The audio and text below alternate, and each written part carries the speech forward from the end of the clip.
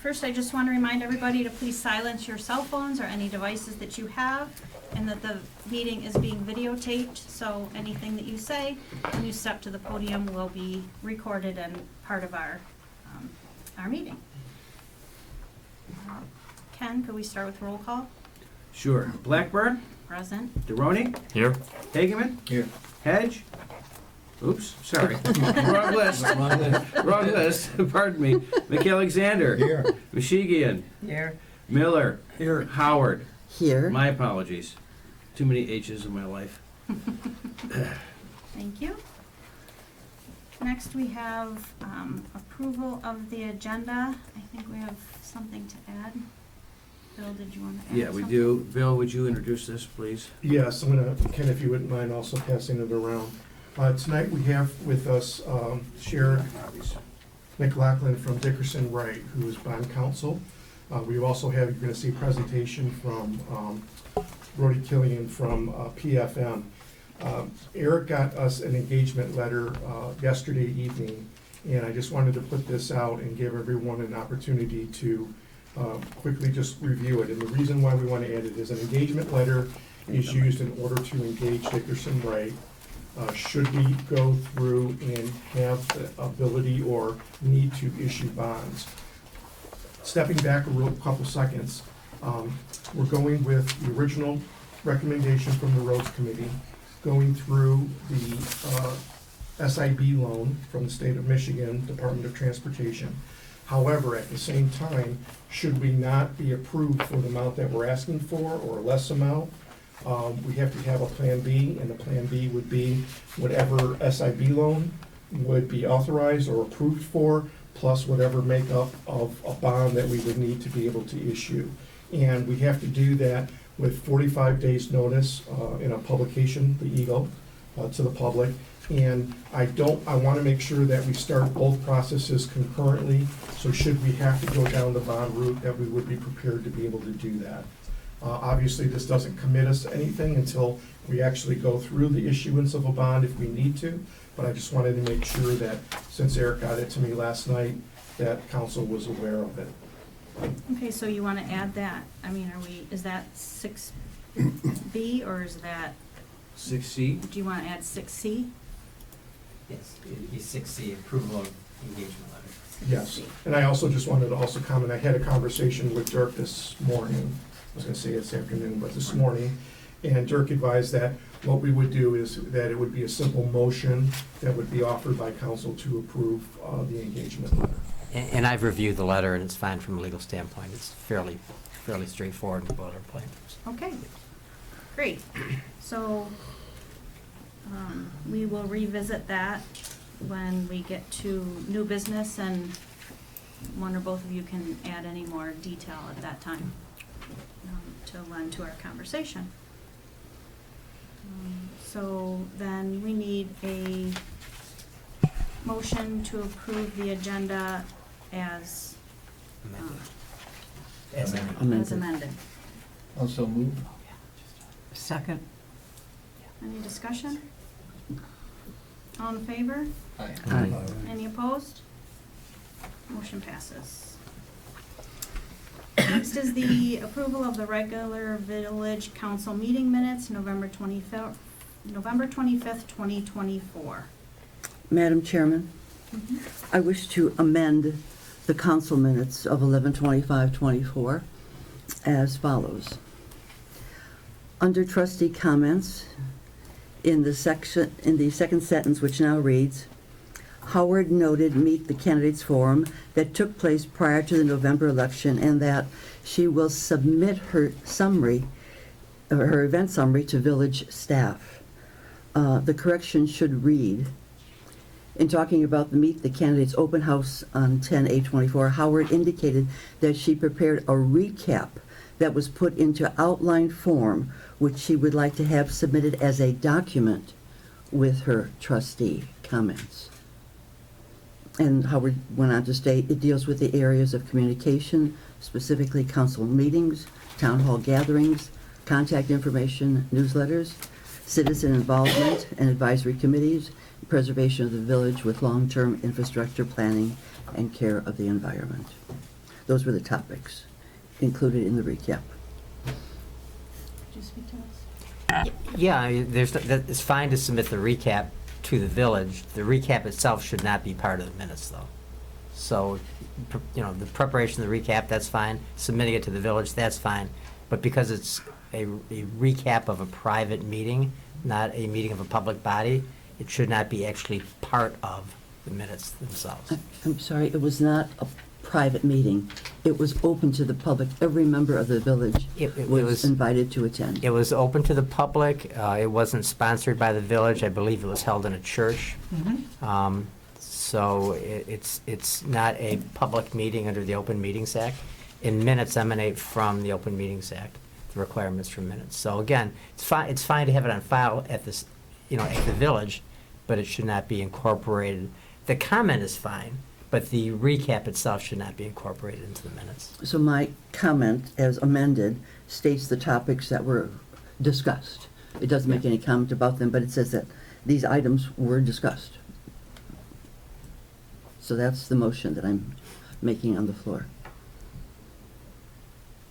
Well, our legal counsel is telling us that that type of recap or discussion should not be included in minutes. It wasn't part of a meeting, and the minutes are a recap of our meetings. Right, it's a meeting, it's just not a meeting of a public body, which under the Open Meetings Act requires minutes. That's the distinction. But comments of other citizens that have discussions are included in our minutes.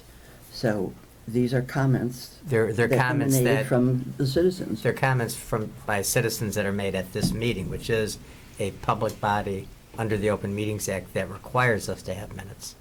But that meeting, while the public was invited and obviously some members attended, is not a public body under the Open Meetings Act. So that's the rationale for my conclusion. I do have a question. Yeah.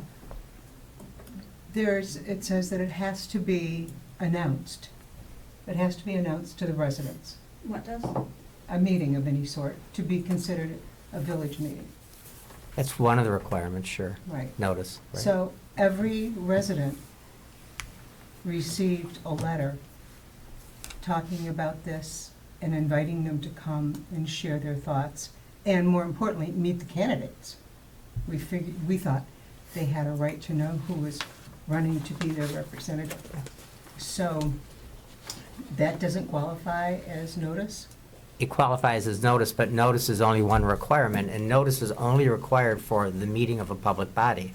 That meeting was not a meeting of a public body as under the Open Meetings Act. It was a private meeting sponsored for, purposes to allow people to come and get to know the candidates. But again, wasn't sponsored by the village, wasn't put on by the village.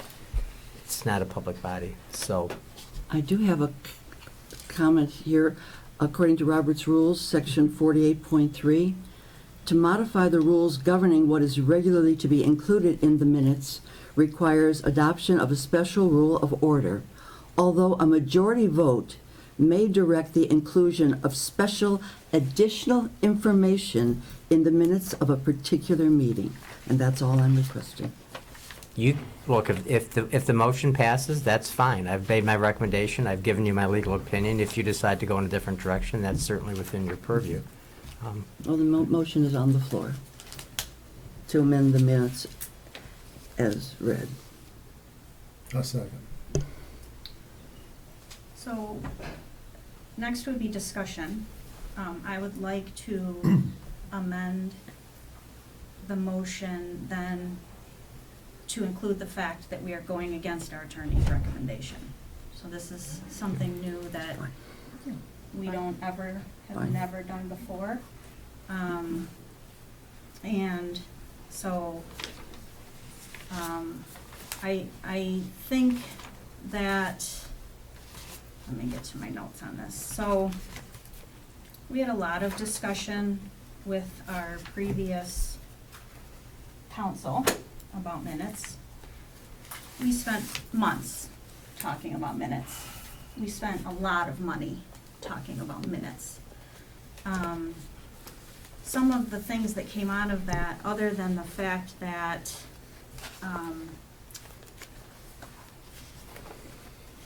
we don't want to veer away from Robert's rules, because if we veer away from Robert's rules on this, what else are we gonna veer away from? The minutes are an important document of what the council has done.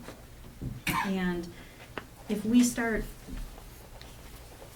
we're sort of making a statement right now. We are disregarding our attorney, who's been a municipal attorney for over 40 years. We're disregarding Ken's expertise, which has been in municipal government for 6+ years. We're disregarding the president, who has more experience as an elected official than all of you put together. And I just want to make sure that we are documenting this correctly, that we are going against, you all are comfortable, whoever's going to vote for this, is comfortable going against the legal opinion of somebody who's been doing municipal government for over 40 years. So I just want to put that on the table. And I just wanted to make one correction. This is a one-time, it is not a change to what's in me. This is a one-time thing that we are voting on, to include this additional information. I would totally That's- disagree with you, because next month, if I doodle on a piece of paper and say I want that included in the minutes, now it's gonna be included in the minutes. We are saying that any attachment to the minutes is going to be included in the minutes. So if somebody stands up and hands us something political, a Bible, whatever it is, at the podium and says, I now want these included in the minutes, they will be included in the minutes Well, from we then have to on vote out. on it. We have to don't vote on it. I mean, the council Yes. votes on Mhm. it. That's You right. vote on approving the minutes, Yeah, but we so can't. the addition. I'm still talking. If we're voting that we're going to, Robert's rule says that things that are not an actual action of the meeting are not to be included in the minutes. If we do this today, we are changing more than just this list.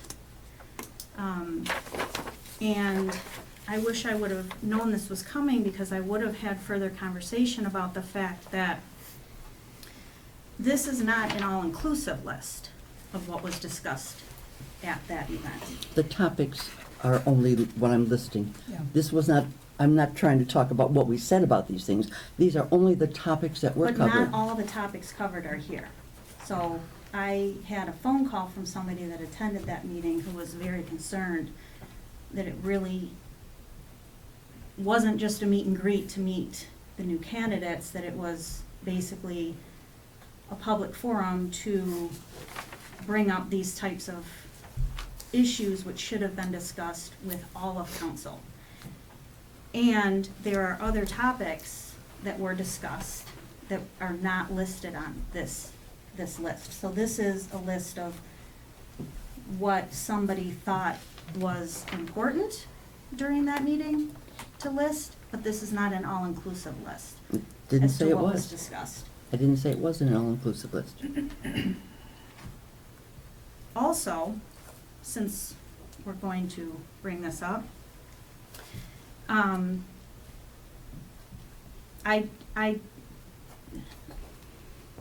so that forum is not what trustees should be doing.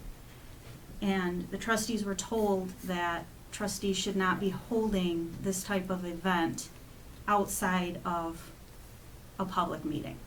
So if people are talking about village business, it should be in a public meeting. But the trustees decided to go along and go ahead with this meeting regardless of what election rules say. Normally, the League of Women Voters would hold this type of event because they're a very impartial body. So trustees should not be holding this type of event. And even though it wasn't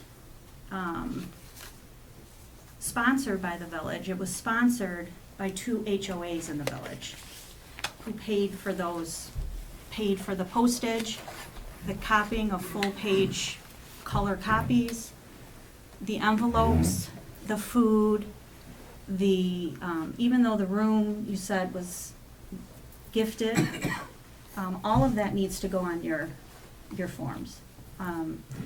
So you are now put in a position where you have to declare all of those expenses, whether they were gifted to you or not. But that's up to you. It's your campaign. You do what you want. My concern is that 2 HOAs in the village paid for this. They did not. And They did not spend any HOA money on this. you told me They that Outlands, They were presenting, they were the Outlands? presenters. Outlands, They were the presenters, Lisa. I'm speaking. She's Outlands- answering I'm trying to you. answer you. I'm telling you what you Incorrect. told me. Outlands and Bingham Road HOA sponsored and paid for this. No, I never No. said that, never said that. I never My said that. concern is I never that said that. in sponsoring this event, Presenting it, they were presenters. whatever language you want to use, we now have 3 candidates who may or may not feel indebted to those HOAs because they held this event for them. So now we have 3 trustees who may or may not be voting in a certain way because certain HOAs sponsored this event. And that is Then- extremely concerning to me. This is why public officials should never, ever get involved in election or anything on the ballot. And I will just say that I am concerned about that fact, because we, as a council, have voted to do SADs, because half of the village approximately is private roads and half is public roads. And we heard the concern from the private road people that they have to save for their own roads. So we, as council, the previous council, decided to do SADs to sort of give a break and let them collect their monies for their roads. But then the HOA, and this, I'm gonna go with what you told me, paid for an No. event like this.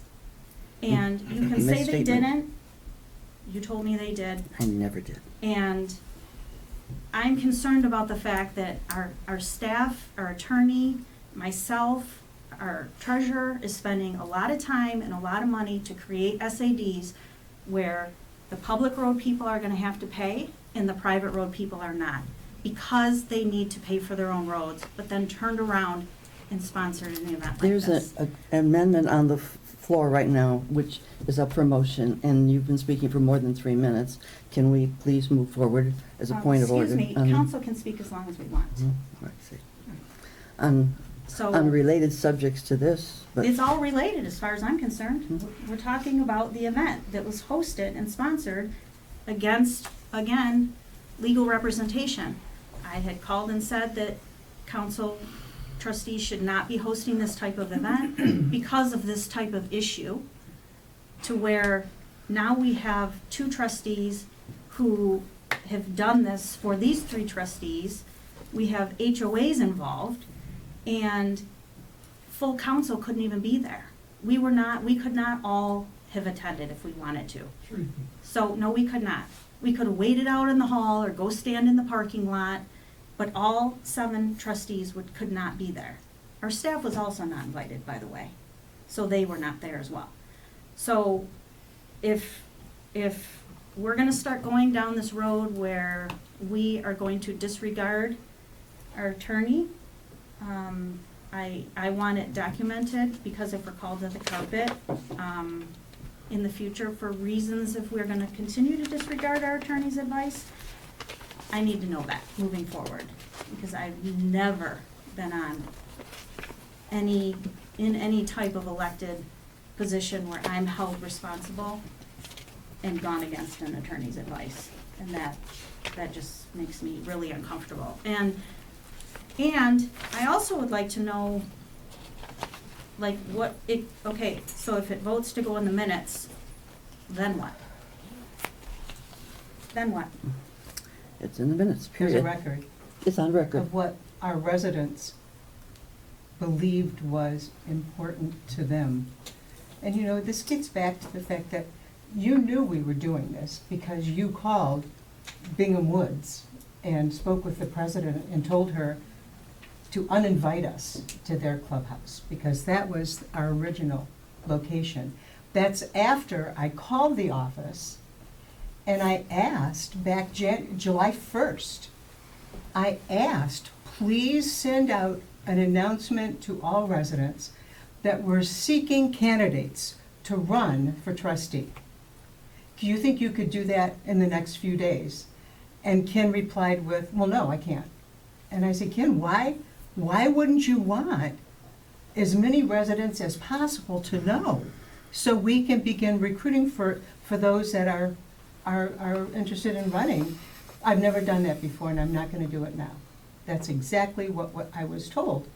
So that's when I thought, well, then we've gotta do something because we need to have residents engaged in government. And I'll tell you, the minister at the church closed the meeting by making the comment, we are achieving what our mission is to outreach to the community, to have the community come and use our beautiful fellowship hall and to listen to citizens express their thoughts. So the other thing about open meetings is the problem is when you get into negotiation, you get into deliberation, and the really sinful thing is taking a vote, which never happened. It didn't happen when I sent out an email to the trustees. I didn't ask for a vote, didn't ask to deliberate. I sent it out to inform. The same with Jim when he talked about his issue. Didn't ask for deliberation, didn't ask for a vote. We have to be careful about representing what the rules are. And you know, I have to say, I get back to having a builder as our president, that you never thought there was any conflict about that. And even when in next door, he made the comment because somebody objected to the DRB being dissolved and objected to sending the letter out and using mailboxes, which is somewhat problematic.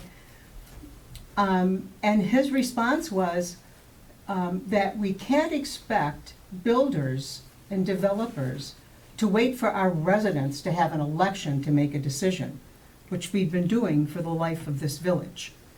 And I can't imagine why we can't have a builder or development wait for our due process that this builder, president of our council, was expecting us to change our rules and alter our charter in order to meet the needs of builders. You know, there was no clandestine going on. We talked openly, everybody got the letter that is a registered voter. We were open about this. And my request, our request, to have this as part of the village, I'm just shocked that when you heard about it, it wasn't, okay, how can we do this? Let's make this a village thing, we'll put it in the paper and see what we can do to build continuity, to build some kind of sense of real community here. This was a great opportunity. And I'm sorry to see that it's being bandied about as something so illegal and out of bounds that I don't think it is, but. First of all, I did not call Bingham Woods. They felt, when they were approached, it was presented, they interpreted it as this was going to be a village council Okay. event. Okay, And it was not a village council event. it could have been. They wanted to know if it was a council event, and I said no, and they said, we never open up our facility for things like this. We were doing it because we had let them use this room, they thought this was gonna be payback. And I said, this is not a village council event, so I did not call and ask them to cancel the event. I also offered to have this type of thing at a council meeting, after a council meeting, inviting people to come and speak Did she say to each other. Yes, I did. No, Not you to didn't me, tell us. never to me. Yes, I did. No, To you did come not after, say a or word. That would have been the right place to start, to just have it be noticed, and then all of council could have been there. That's all I have to say on it. But if we're going to move forward, going against our attorney's advice, because now you've also brought up the,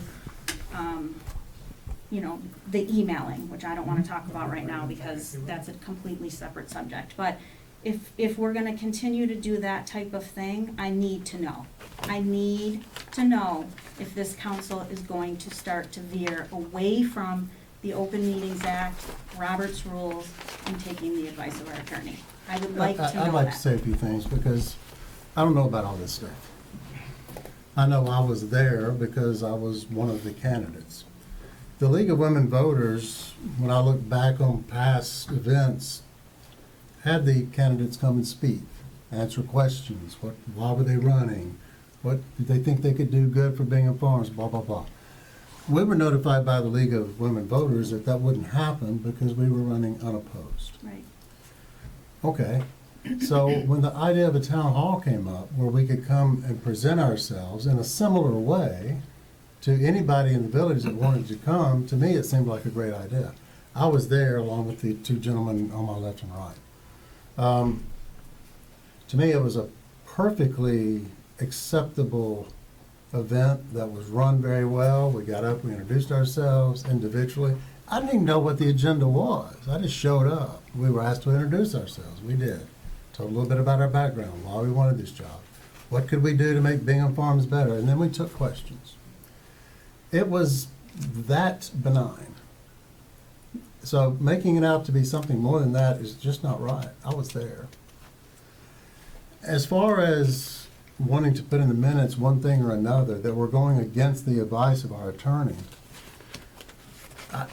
I've been around Dirk enough to have highly respect him. I know he's highly respected within this village and with all the communities around here. But he's not telling us it's legal or illegal. He's just giving us advice. Lawyers give advice all the time. People choose to take the advice some of the time. People choose to not take the advice some of the time. That's not abnormal for a legal counsel and the client that he's representing. It's perfectly normal. There's nothing abnormal about it. If we're going to violate something that could hurt us, we need to hear about it. Otherwise, I don't get we're gonna vote against the legal counsel. We're not voting against legal counsel. We're just saying we don't agree that we don't want to follow that particular piece of his advice. That's it. We do this all the time. This is the way lawyers and clients work together. Right, but his advice is based on Robert's rules and the Open Meetings Act. But he's And not we've always followed Robert's rules and the Open Meetings Act. It's right here. So if we're gonna go against the Open Meetings Act and Robert's rules. So are we gonna go against Open Meeting Act? No, it's not a violation of the Open Meetings Okay. Act. Thank you. Thank you. It's a slippery slope, though, because what happens when somebody in the audience that has a particular personal stake in Yeah. something says, we held a meeting and this should go into the minutes, it's going to be a little difficult for the council at that point to say, well, no, that doesn't go in the minutes, but this does. So it creates a slippery slope, but to directly answer your question, no, it's not a violation of the Open Meetings Act. Okay. Certainly, it's not required by the Open Meetings Okay. Act, because it is not the minutes of a public body. I'm surprised that this issue has devolved into discussion of other things. Well, I'll just leave it at that. So, the motion is on the floor, and there's been a discussion.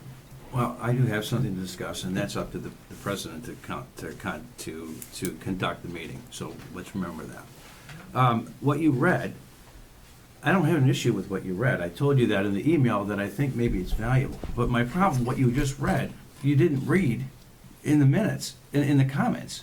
You went way beyond what you said at the meeting, which was recorded. And I mean, we I could took write this that right- verbatim, but you read off I did. everything that was in your email. And I don't know that we could really put that, or in your recap, excuse me. You didn't say that last month, so to insert it now is sort of I looked at the video and I took word for word what I said in the video. At Okay, 1 hold on. hour, 47 Hold on. minutes What you into the just video. read was much longer than that. You just No. read the entire recap. No, I did not. You did, I think you did. I We did not can read. watch it later, but I think you just read the whole recap. I watched it 5 times this afternoon. No, just now. I mean, right now. I think you just read the entire recap. We can't really. I did not. I read one section. Okay, all right, I'm not gonna argue. I I- thought you did. No, not All at right. all. I don't In like. that case, no. I apologize to you. I thought you read the recap. This is the full recap. I Yeah. read, and here is one sentence that I read. I just said I apologize, so that's Thank you. fine. I Thank thought you. you read the recap, because I No. read it myself several times. This It is, sounded like you did. no, We'll watch it again later on, I suppose. please do. I still am wondering though, what are we gonna do with this? So it goes into the minutes, and then what are we gonna do with this? Like other council members, I go back and look at the printed minutes. And it brings to mind other things. And I need to have what the citizens are asking for and concerned about brought to my mind. And that's a trigger for that. We all do. And there's nothing wrong with just having a trigger to say, hey, as a council member, what's our goal and objective for this year, for our term? And this, in my mind, helps me set the goals and objectives to serve my constituents. Not myself, my constituents, which are the people of Bingham Farms. But those values and goals can be brought up at a public meeting here, or you can restate them yourself, but to have minutes of a private meeting included in the minutes of a public meeting certainly is Well, as- required by the Open Meetings Act. As I'll see. Councilman McAlexander stated, you gave an opinion, and it's not breaking a rule. And again, according to Robert's rules, a majority vote may direct the inclusion of additional specific information in the minutes of a particular meeting. That's all that we're talking about. We're not changing anything. We are just putting additional information if there's a majority vote to do so. And that's where we're at. But Robert's Rules of Order applies to both private entities and public entities, not simply to public entities. There's a separate set of rules for public entities. But you should probably call the question. Go on. So I'm confused, what exactly are we trying to put in there? This. What is No, not at all. I did not say that. The corrected, I'm saying, Are we just saying that you what, had a meeting and you wanted people just to know that you had a meeting? that there was a recap in outline form, and I wanted it submitted as a document. That was my comment, So, and Yeah, that was my to your comment. point, the words that you said in the council meeting last month, Mhm. you want that verbatim in the notes. Not the and the attachment is submitted That will be submitted to the office to to the do office if whatever anybody wants they- to go read it. And we Yes. have that. They Right. have that. So, So this Okay. is just the words in the minutes. I did not submit an event summary to village staff. I didn't say that. You- Instead, I said, she indicated she prepared a recap that was put into outline form, which she would like to have submitted as a document. That's what I asked for. Right. That's what I asked for in the minutes. That's a good point. So basically, you're not asking that the recap be No, part not of the at all. minutes. And I went on That's to a problem. state in my recap that the topics were X, Y, and Z, not all the detail here. These are just the topic, the headings, communications, that's it.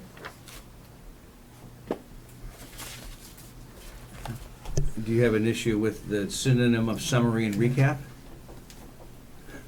We use the word summary. I thought that was pretty close to recap. No? No? Okay.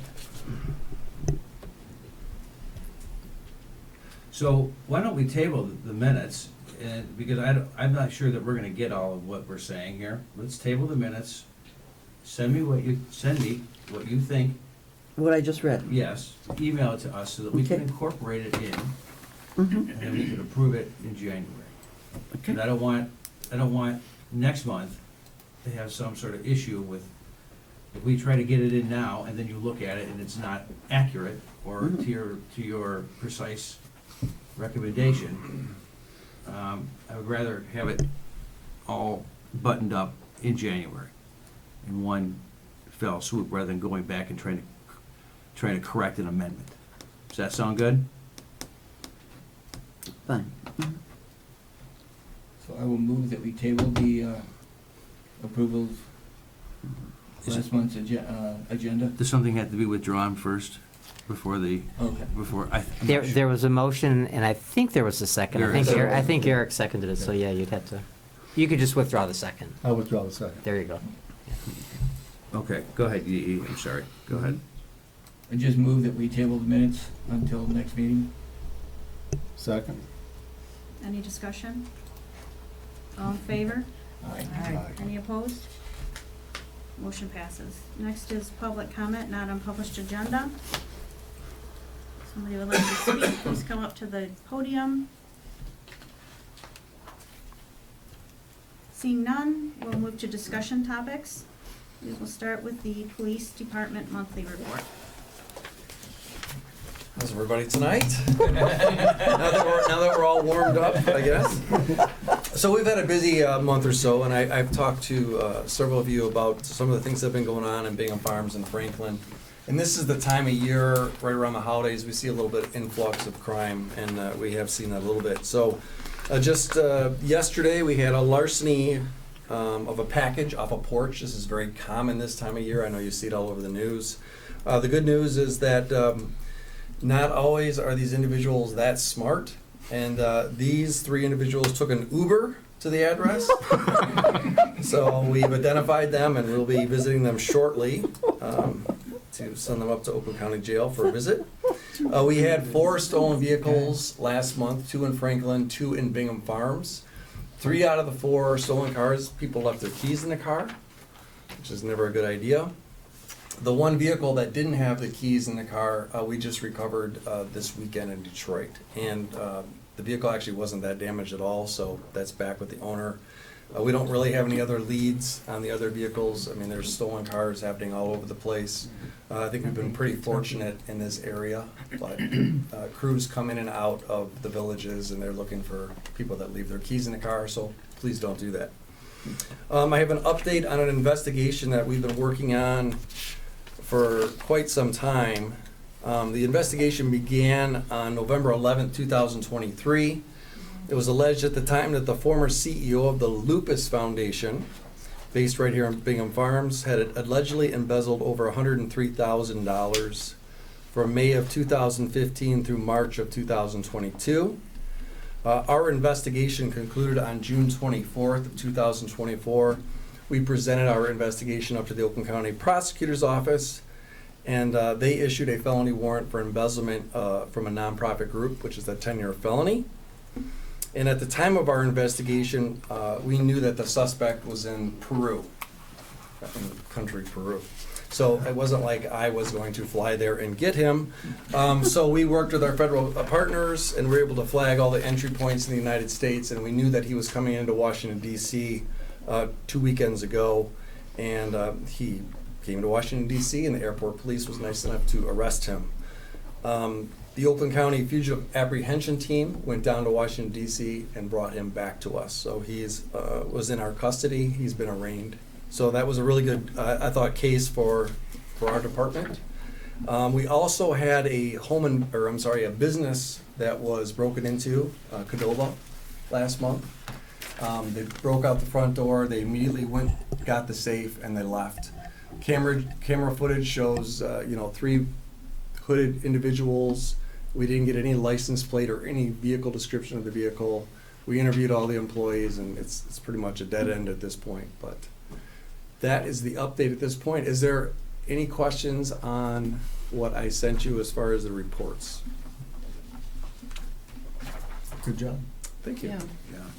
Thank you. Have a great holiday. Thank you very You much. too. Thanks, you Thank do you. the same. Chief, The fire chief had to leave for a meeting. So Yeah. Okay, yeah, I was supposed to be at. we'll get with him. You are. We will reconnect with him next month. All Thank right. you. But you all have the fire report in your packets. If you have any questions, you can save them for January, when the chief will be back. Next is the manager's report. Yeah, thank you. This is rather short. It's only 2 weeks into the month because of the odd month that we have here. I just want to remind everybody regarding the roads import portal to gather additional information from residents. Hubble, Roth, and Clark has created this portal.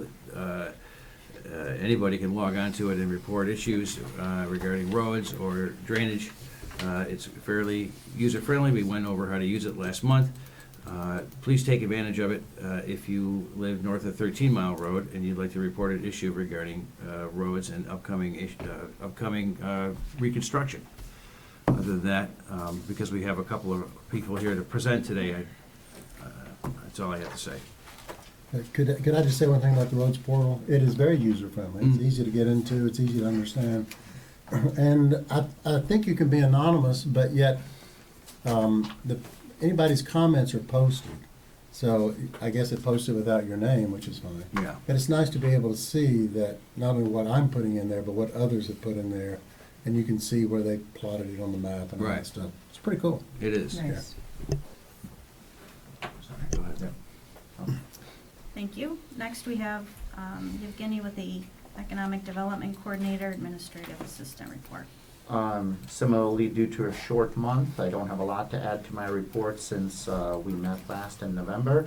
As I mentioned in the report, we've reached out to both the building owners and whatever contacts we have for the proprietors of the 2 new restaurants that are planning on opening in the village. That would be the Royal Thai Cuisine and the Smalls Restaurant, taking up the formerly known as Mandolin Place. And we haven't heard back from them. I expect with the holidays coming up, we'll probably be communicating with them in the new year, much more likely than this year. So I'll certainly keep you appraised of any developments on that front. May I have some clarification on the signage about Jimmy John's? I mean, you indicated that we're going to basically make the signage ordinances a little more friendly, right? Correct. But then they submitted something? No. Oh, okay, I thought I was reading. They are waiting to resubmit their signage designs. The previous text is what I've been posting, reporting okay, on this okay. topic prior. So the Okay, so the italicized is the update. is- Everything okay. else is everything else, Yeah. okay, so it's All not a hands. continuation, thank you, thank you, okay. Anything else for you, Evgeny? Okay, moving on to new business, we have a presentation. Thank you for being patient. We have next here, if one or both of you would like to step to the I'm so tech savvy. podium, we have Mark Cummins from Birmingham and Chris Braun from Next. Thank you for coming.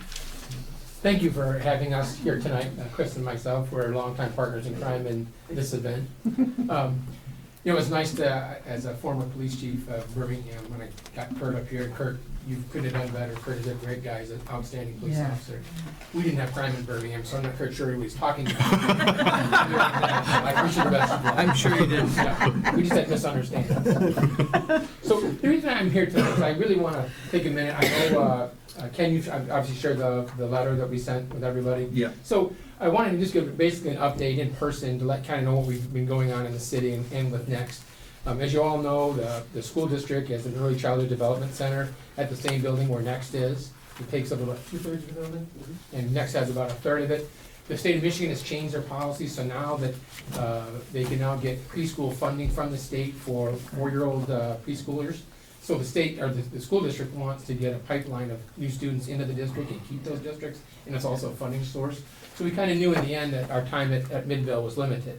So the city of Birmingham, realizing the value of Next and the fact that we think it's an outstanding service to our residents as well as your own residents, they made it a priority of the commission to come up with a plan to try and find a new home for Next. We became aware of the fact that the YMCA in Birmingham, which is located on 400 East Lincoln, they were going to close that location and move to a joint location on 13 Mile Road in Royal Oak. So the city then negotiated with the Y, and they were able to purchase that building in June of '23 for $2 million. That purchase price included $1.5 million from the city of Birmingham and $500,000 from Next.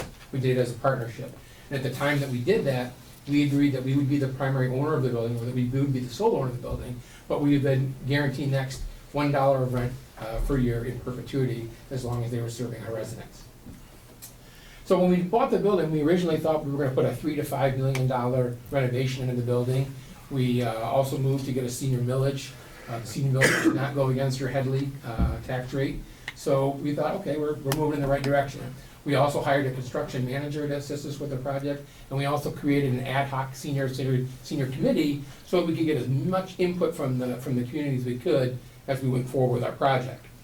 So we hired a professional architecture company to do an assessment of the building and then do some potential conceptual designs of that building. So from that point, we found out from our experts that the building is in such poor shape, that there's been such delayed maintenance, that it is not, the cost of renovating is going to be very similar to the cost of what it would be to build a new building. Now, when we bought the building originally, it was going to be solely for Next. The YMCA, the current resident, was going to be out after 3 years, right, and possibly maintain a very small presence in the building.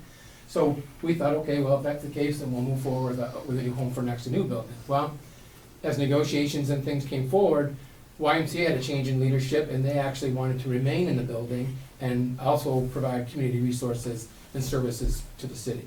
And then when we had our public engagement meetings with the communities, they also wished for the YMCA to stay, and they also were very concerned about the lack of the city closing the pool, because when we bought the building, our intention was to close the pool.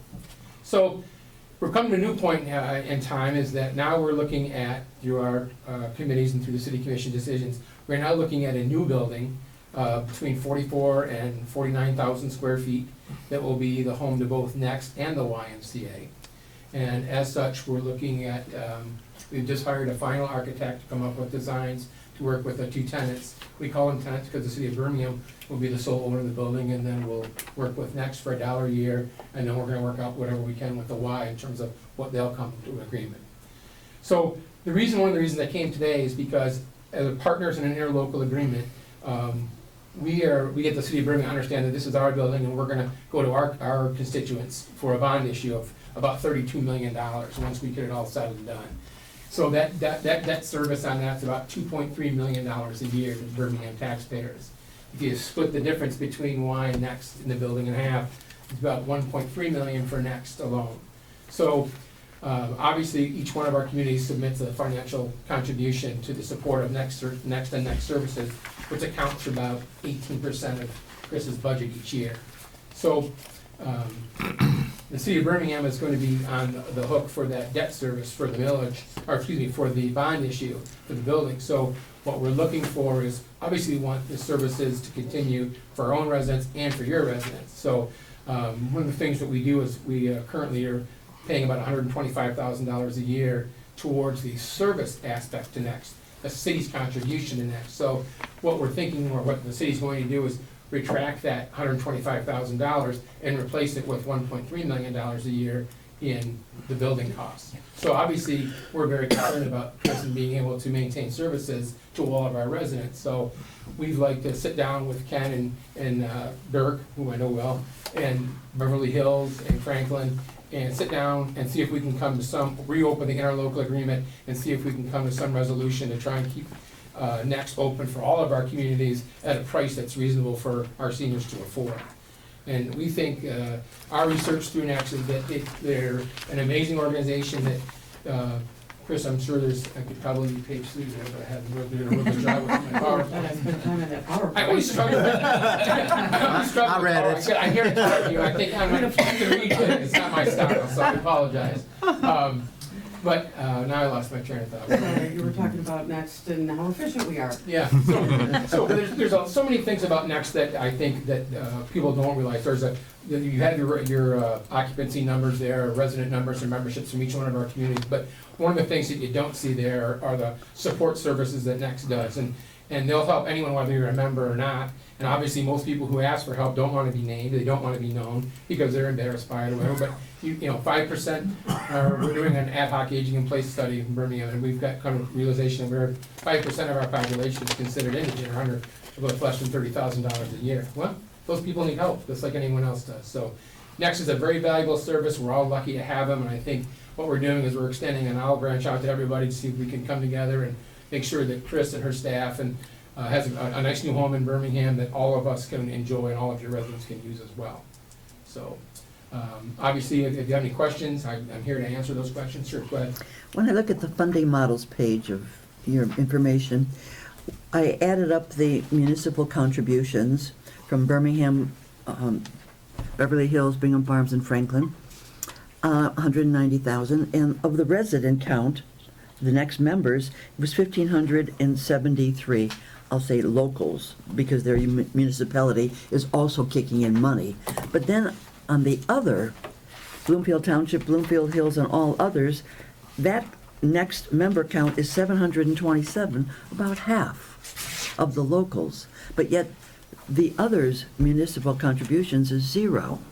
That's correct. Shouldn't that be adjusted? Well, here's the thing, obviously Bloomfield Township has their own senior center, Yeah. but people choose to go to Next rather than their own. So they have to pay an out of their, we have a local membership cost, which covers the 40 municipalities in the local, interlocal agreement. And then if you want to join Next and you're from Bloomfield Hills or Bloomfield Township, you pay a higher fee.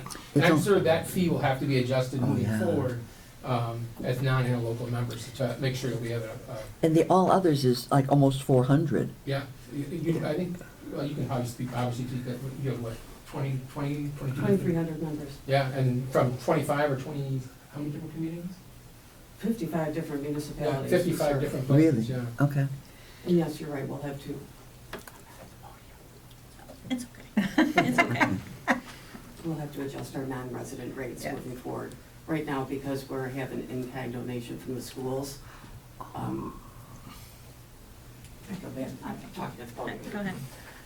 Because we have we covered a lot of Birmingham school perimeter, and then the 4 municipalities in it are considered residents, but those who live in the section of Troy, that's Birmingham schools, and the section of Southfield, and you know, they were a little miffed that they're still paying school taxes, and why can't they also get a reduced rate? So our rates are not what they should be in a free market by any means, but they were under that agreement that was preceded me. But moving forward, definitely the non-residents will be paying, the non-resident locals, as you call them, would be paying substantially different.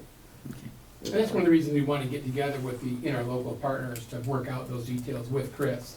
Obviously, she's got to be able to establish ability to be financially solvable, so obviously, we want to kind of work with her to make sure she gets that. Do you want to go ahead? Well, no, actually, he did most of it. The only thing which is fine. I'm really good at it. And we do, Ken It's in was the packet. gracious enough to put it in the packet, so we did all have a chance to No, look at I'm it, but. joking, but I did want to, just for some of the newer faces, explain to you what Next does, because I think, just talking about Next, whoops, I have to go back now. We have been in business for over 45 years, serving the communities of Beverly, Bingham, Franklin, and Birmingham primarily. We offer 230 events a month out of our building, which is only 10,000 square feet. Our membership has jumped about 260%, but we still have 10,000 square feet. So in order to serve the people that come to Next properly, we have been looking for a new home for a couple of years. And it has been frustrating in the city of Birmingham because it's pretty landlocked. There's not a lot of choices to build. And also, it's been difficult to try to share facilities with the schools. We worked with them for a long time trying to get an extended lease, or at least with some leaseholder improvement modifications that we could do. And none of that came to fruition. And as Mark said, because they can make revenue out of increased preschool. So by buying the Y, it was a win-win. It's adjacent to a park that the city owns that we're going to make more senior-friendly. Having the Y there for some of the younger programming is suitable for us, and then having the senior services there. And then it will be also open to the community as well for what type of things have we? Basically, we're open to put a walking track above the gym so that we'll have access for our residents to go walking in the inclement weather. We're hoping to have some workout and agreement that there'll be a couple hours a week of public use of the pool and or the gyms. Obviously, both Next and the Y close in the evening, but we can open that up after hours for pickleball. We're hoping to have 3 or 4 pickleball courts in the building so that we can have indoor pickleball in the wintertime, that kind of thing. Yeah. But what's important is because we haven't had the amenities to offer that other senior centers have had, we've done, I think, a pretty good job with our innovative programming. We have amazing lifelong learning and enrichment opportunities, and that's why I think we're flourishing. But what a lot of people don't know that Mark alluded to is our support services. We support, for instance, a couple dozen people here in Bingham with Meals on Wheels and transportation, and they don't have to be low income. They have to be low income to qualify for your grant block money, your community development block grant money. But people who are alone, or people who just can't, don't have the same mobility or to get in the car and get to the grocery store, or things of that nature, get to their doctor's appointments. We do all of that. We can also do, and we have, fixed plumbing, rake leaves, clean gutters. We also have, set up appointments with Veterans Affairs to make sure that people are getting the veterans benefits and things. We do low income as well, and unfortunately there's plenty of that around. But we also care for those who just don't have a lot of family around. Families are spread out across the country. Children aren't as close as they used to be, so having a place like Next to come to is really important, or to call. And as Mark said, you don't have to be a member to receive those services at all. So that's something else that we're very proud of, and that is really the foundation of what any senior center should do. But we just happen to do a whole lot of stuff in the building as well for members that want to stay active and engaged and meet more people and just kind of expand their network a little bit. People that, we see our members have a very strong sense of shared experiences, which I think is very important at this time. Yes? I, at the event last week, the Christmas event, I had several of the board members come up to me and say, be sure you tell them that Next is my lifeline. That I was alone and had no family locally, and Next provided my quality of life. We do hear that a lot. Well, it's personal, very personal. So I can attest to the voids you fill, and even others that you don't intend to fill, because you become family, you become friends with people, and it's just an amazing place. And then I learned my neighbor is a Meals on Wheels driver. Oh, really? She does every Tuesday. Sue, yeah. Every Tuesday. She is, yeah. She's out delivering meals. It's a fabulous Loves program it. to get eyes and understanding on someone's situation, because they don't normally go out. Yeah. So they Yeah. have to be homebound to get Meals on Wheels. So I thank you for that, but we do hear that quite a bit. I mean, you retire and your work friends kind of go away, and then your friends start going to Florida or worse, and then you might lose a spouse, and then all of a sudden you're looking for, hopefully long before any of that happens, you've come to Next. But some of the the support service clients are in a situation where they don't know where to turn, and some of them desperately need support. Yeah. All different kinds. So yes, we have great pickleball, we have great lectures, we have art classes, fitness classes, lots of coffees, lots of way to socialize, but we also have the support services that are really invaluable. If anyone has not visited Next, please give Chris a call and go there. Just experience for yourself. Because go there and any time in the morning, you're going to see something that will be a real eye-opener for you in terms of Your how trips. busy that facility is and what they Yeah. do there. Yeah. Your It's outings, fantastic. fabulous. Yep. I was born and raised in this area, went to Birmingham schools, and I became a policeman in Birmingham. I was there for 38 years. One of the things that I think is really unique about Next is we have the opportunity now, and now that Chris and I have become friends, if we can have our police departments and fire departments know that, if we can get it in their mindset, if they come across residents on patrol, when they're doing house checks, when they're doing alarms, if they see something that they think is unusual, or they may need some follow-up, I want them to be comfortable and ongoing, because that's what we started to do in Birmingham, and I'm sure, I know Kurt Lawson, he jumped all over that. Yeah. So it's another way we can kind of network with Next to try and make sure that if we come across residents that may need some services or need a little assistance, we can do that. Great idea. So we all agree it's a fabulous asset to our communities, all the communities. Basically what we're looking for today, from what I understand, is just sort of a head nod to Dirk and Ken to just continue the conversation, figure out the financing, kind of dig into how this, open the interlocal agreement, and continue working on it. And Right, so what basically, we don't need to obviously, we gotta get a vote. bond passed by our residents, they're gonna wanna Right. understand, well, okay, we're gonna put the bill on this building, so how are these other communities gonna be, our commission uses the word equitable a lot, but, so Right. that's, we wanna make sure that, we sit down with our partners and come up with what we think is an equitable plan to bring back to our own commission and to our constituency, to say, hey, look, this is what we think is fair, and this is what people are willing to do, and that's why we wanna do that. So we need to do that sooner than later, because we've gotta get bond language done by the middle of February. We hope to go to a bond vote in either a special election in May or August. Okay, so we're not gonna do an official vote. Basically, if anybody feels differently or just kind of a head nod to direct our village manager and our attorney to continue conversation to move forward to finding a resolution for all of this. Will that conversation also include how much the village will Absolutely. willing to And pay. we will have conversation about And that. of when course, it that would come back. Right, for yeah, approval. that's Okay. down the road, but Thank you. yes, absolutely. We wouldn't commit to that without a vote of the council. That's that's the easier question I was trying to ask. We're just trying to make sure that the Chris has a funding source to maintain the current service level. Hopefully, if it's a hit, maybe even more people will join. Right. I'm sure that's the case. I hope so. Our surveys show that a lot of people would love to join if our amenities were better, if we weren't in the wing of an old elementary school built in 1957 with, just got air conditioning about 3 years ago. So we are a little bit behind as far as what we're offering the community, except for the great programs Yeah, and the friendly faces. can't and- beat the programs. But you're also a 501c3, so if I Yeah. want to donate to you I'm glad you brought personally, that up before the end of the it'll be year. it'll be a tax deduction, You right? certainly can, Yeah. absolutely. This is a great time to do that. Yeah. Great time. We're sort of unique. I will throw this out there, and it's certainly not, no, I'm not even gonna say it. We'll wait until after we get into negotiation to say it. We are unique in the sense that we are a 501 Yeah. and taking sort of, the city's outsourcing their senior services to us. And I would say at a much lower cost than they could do it themselves. That's Yeah. for sure. There's no way we could offer municipally what they offer. No. Yeah.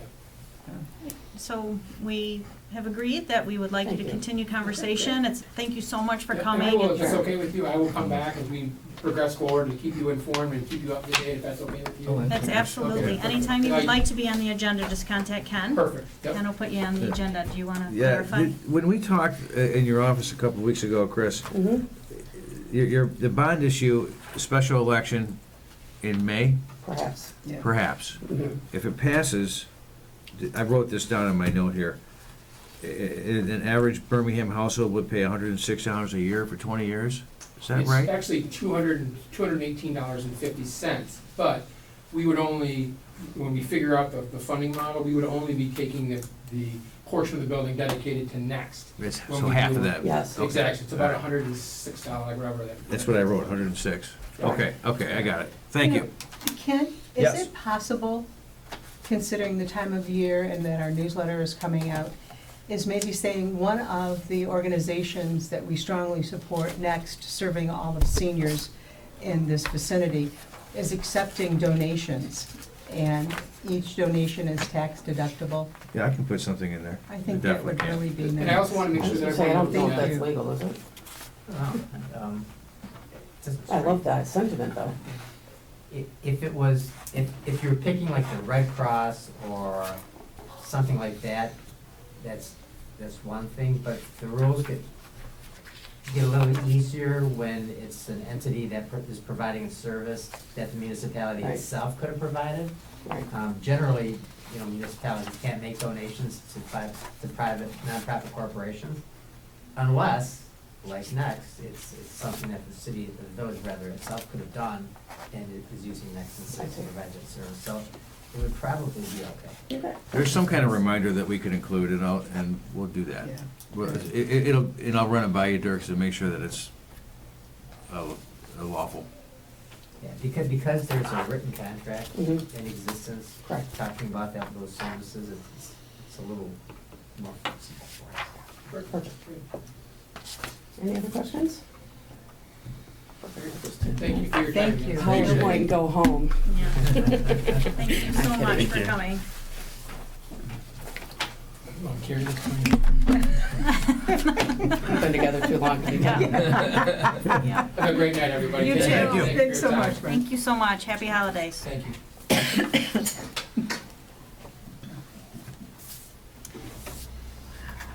Next, we are joined by PFM / Dickinson Wright about road financing. Bill, would you Yeah, like to just introduce this? exactly a little bit of a summary, as I kind of alluded, talking about the engagement letter a little bit earlier on. Tonight, we have two individuals.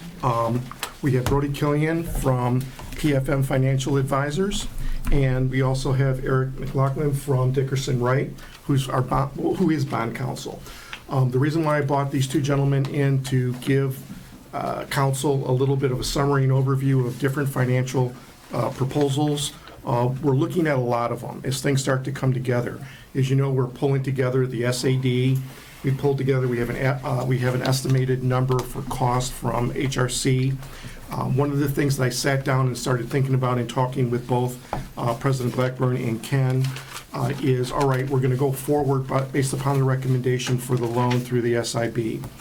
However, I was always taught, that's fine, but what's your plan B should that loan not be approved at the amount that we need or that we're asking for, and that, by the way, that application is going to be submitted, I'm going to submit it tonight, tomorrow morning.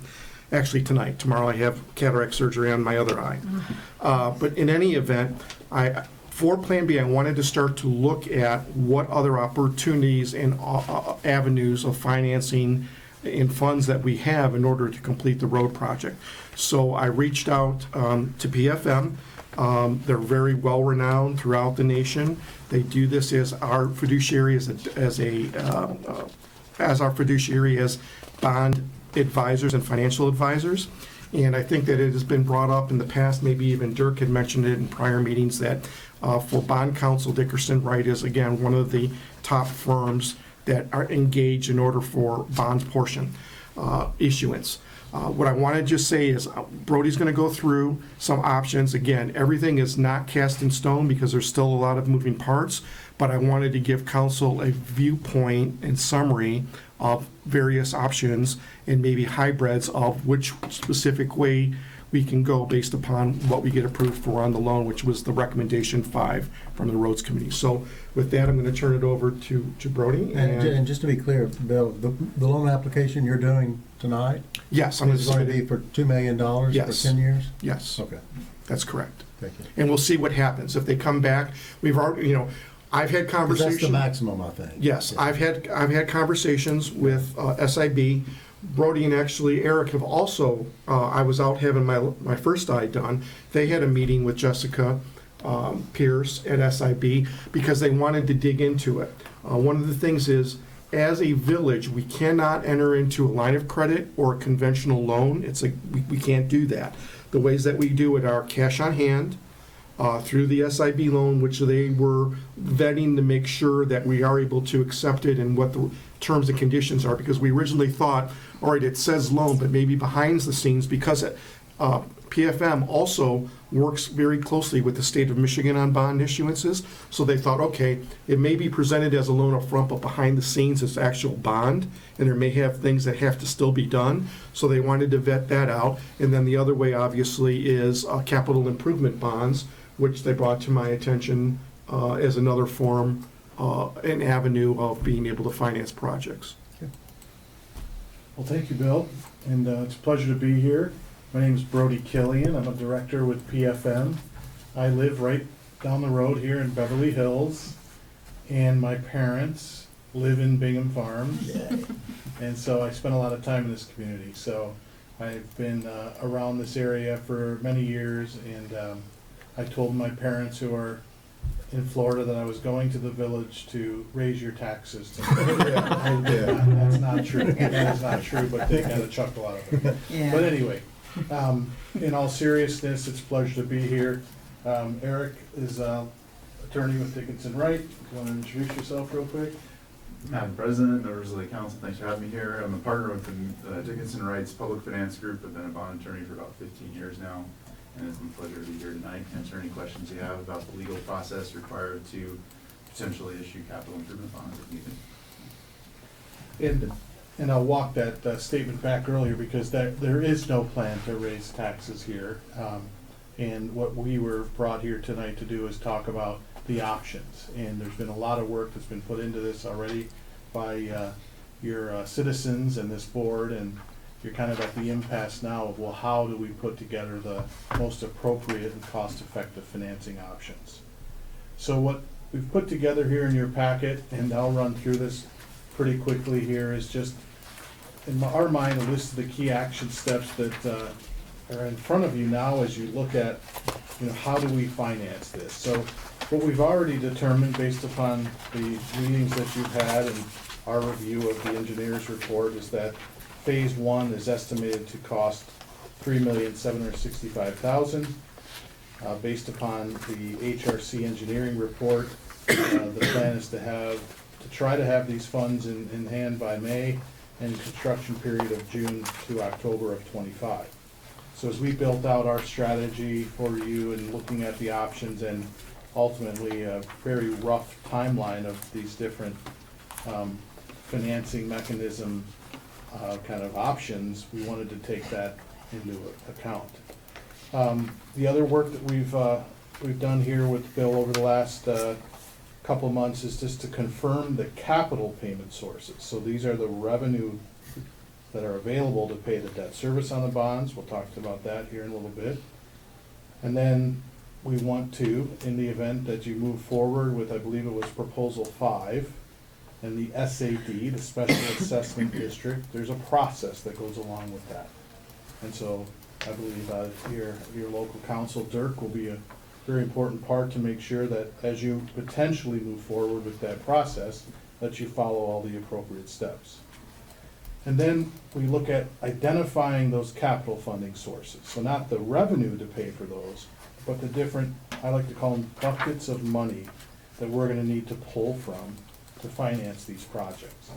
And so we've identified what we believe to be the 3 key options, which is the state infrastructure bank loan, potential cash contribution, and then if there's a gap, you wanna look at the other low-cost options. In your case, that may be a capital improvement bond. And we can talk more about why that may be the case and why that bond structure might give you the most flexibility. And so, in order to kind of meet these timelines, we wanted to initiate the SIB application process, which we started to work on last week after vetting the program with Eric. Pretty straightforward process.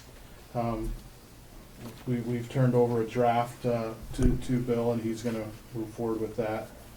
And then should you move forward with the potential issuance of a bond, there's authorization and processes going along with that, and then closing of the different financing options, and then moving into the construction phase. Brody, can I interrupt you just for a minute? Yes, sir. We have copies here of your PowerPoint presentation. Does anybody want one to follow along? Sure.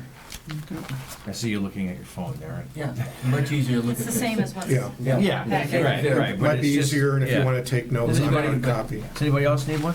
I've got one, thank you. Okay, pass it down. Brody? Do you want one? Brody, Yeah. just clarification, 4B, Thank you. cash contribution, can you define that? Yeah, so we consider this to be any type of funds on hand Okay. that may have been set aside or earmarked by Yeah. the village. It could come from, we'll call it your Act 51 revenues that may have built up over time into a fund balance or general fund, but Right. ultimately it's fund balance that has been either set aside or perhaps already existing within your budget that you might look to wanna use make as a sure. one-time contribution. I'm gonna jump ahead here because I want to say first that this visual I put together is not, to scale. But I thought it would be helpful just to give you all kind of a perception of where we are in this process and why we're kind of at this critical impasse with the financing options. So you can see here, there's been a lot of work that you've done, and it maybe started before this. But just as a general concept of the different work that you've been doing, you've gone through your public roads committee work over the summer. The village council finance action as it relates, I believe, to the 1 mil and maybe some other discussions that you've had. And then you've had your engineering design review and then ultimately the work that they'll do with construction oversight. But now we're getting into this kind of how do we finance and developing this finance plan. And what I want to point out is you have a number of things kind of overlaying each other here. So we're working on a parallel path with different options here. The first, and always in any situation where we're raising money for capital improvement projects, is we want to get the cheapest money we can get. Free money first if we can, through grants, through the federal or state outlets. And then if there's low interest loans like the SIV. And then obviously maintaining the appropriate steps that you would take in the event if you did go forward with a special assessment. Construction procurement, as that layers in here, is important to kind of finalize your final budget. And then ultimately, if there is a bond sale needed to fund this, to plug the gap, how that would layer in here prior to the construction phase.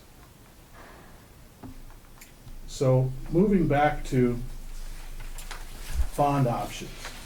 So you're a very unique municipality in that you have no debt outstanding. To my knowledge, I don't know that you've ever issued debt. My records, as I went back into the 80s, I didn't see anything that we considered to be traditional publicly offered debt. You might have taken out some loans along the way, but from what I gathered, I didn't see anything out there. So the role that the municipal advisor plays along with bond counsel is to try to find what is the appropriate statute that would give you, in our opinion, the best flexibility to raise funds if that ends up being the case, and we'll talk more about that. So what we are recommending as far as the bond statute or the bond mechanism that we believe gives you the best option is the capital improvement bond. And a capital improvement bond is kind of a catch-all, and that it allows you to pledge more than just one particular revenue stream to back the bond payment. And there are some steps, legal steps, that we need to go through. Do you want to speak to some of those? Yeah. In the event that we do move forward here. Yeah, so Brody's done a nice job putting together a slide here with all the various options that have been considered. In the state of Michigan, general obligation bonds come in basically two flavors. You've got voted unlimited tax general obligation bonds. You put the question of issuing a bond in a certain amount for a certain amount of time to the voters and see if they approve. And then you levy taxes without limit as to rate or amount. In other words, an amount sufficient to pay the debt service coming due. Or you can take advantage of a statute under the Revised Municipal Finance Act, which allows you to publish a notice of intent to issue bonds starting a 45-day referendum period, during which if you receive a qualifying petition for referendum, then you would go to an election. But if you do not receive a qualifying petition, you've acquired the jurisdiction or the authority to proceed to issue bonds without an election. So that is the statute that we're recommending. It allows bonds to be issued after that 45-day referendum period without a qualifying petition filed for basically any purpose that's a capital improvement. So that's why it provides the most flexibility. In order to repay a capital improvement bond, the village will be required to pledge its limited tax, full faith, and credit to make the payments when they're due. And that just means that you will make the payments out of your existing authorized tax levy without raising taxes beyond those existing authorized limits. So that's basically the nutshell version of general obligation bonds in the state of Michigan, and the recommended option here, capital improvement bonds, limited tax general obligation bonds. And we want to point out that we did look at other options. You know, we always want to evaluate the whole spectrum of financing options, if you will. And one of them is a special assessment bond, and that's done in other communities where you can borrow against those future special assessment revenues, but there's limitations on that, and it's usually limited to just that particular revenue stream. And so when you're limited, perhaps there's not enough revenue being generated from a special assessment, you need to look at other revenue options. And then interestingly, our friends from Next in the city of Birmingham were in here, are just talking about the other option, which is voted unlimited tax general obligation bonds, which Eric talked about as well. So we want to make sure that we cover, well, what is your limit as far as like your statutory authorization for the issuance of debt? And I will jump ahead to that here before I go back to the state infrastructure bank overview. But looking at your legal debt margin based upon your, a couple different calculations here to point out. You're limited to 10% of the village's SEV. That's for total debt, but then for your capital improvement bonds, you're limited to 5% of your SEV. So since that's what we're talking about here, your statutory limitation would be just over 13 million of capital improvement bonds that you could issue. So going back to the state infrastructure bank, and so here's a little bit more background about it. This was, you know, a program that was brought to light, and well, it was founded in, I think, the mid-90s. The Michigan Department of Michigan Department of Transportation, they coordinate and handle all the application and loan servicing. Eligible borrowers are pretty much any local government that has Act 51 revenues. Projects can kind of run the gamut of infrastructure, and eligible expenses, as we've laid out here, can include both engineering, construction, and pretty much any stage of a proposed construction project. The maximum loan is $2 million, as we talked about earlier. Your max loan term is 20 years. They obviously like to limit that term based upon the useful life of the asset. The current interest rate on that is 3.25%. And they will look at eligible revenues beyond just Act 51 revenues. So they'll look at general fund revenues, TIF revenues, assessment fees. If there's federal revenue or other state sharing, they'll look at that. The application process is pretty straightforward. We should hear within 30 days of that being submitted if we've been approved, and for how much. And then depending upon how much you've been awarded, if it's less than 500,000, you should have those funds dispersed within 6 weeks. If it's over 500,000, it would be up to about 12 weeks. We've taken those two dates into consideration when we built out your master calendar. I think it's important, based upon our research, the average loan since it started in the late 90s was, I think, about 867,000, and the average term is just under, I think, 9 years.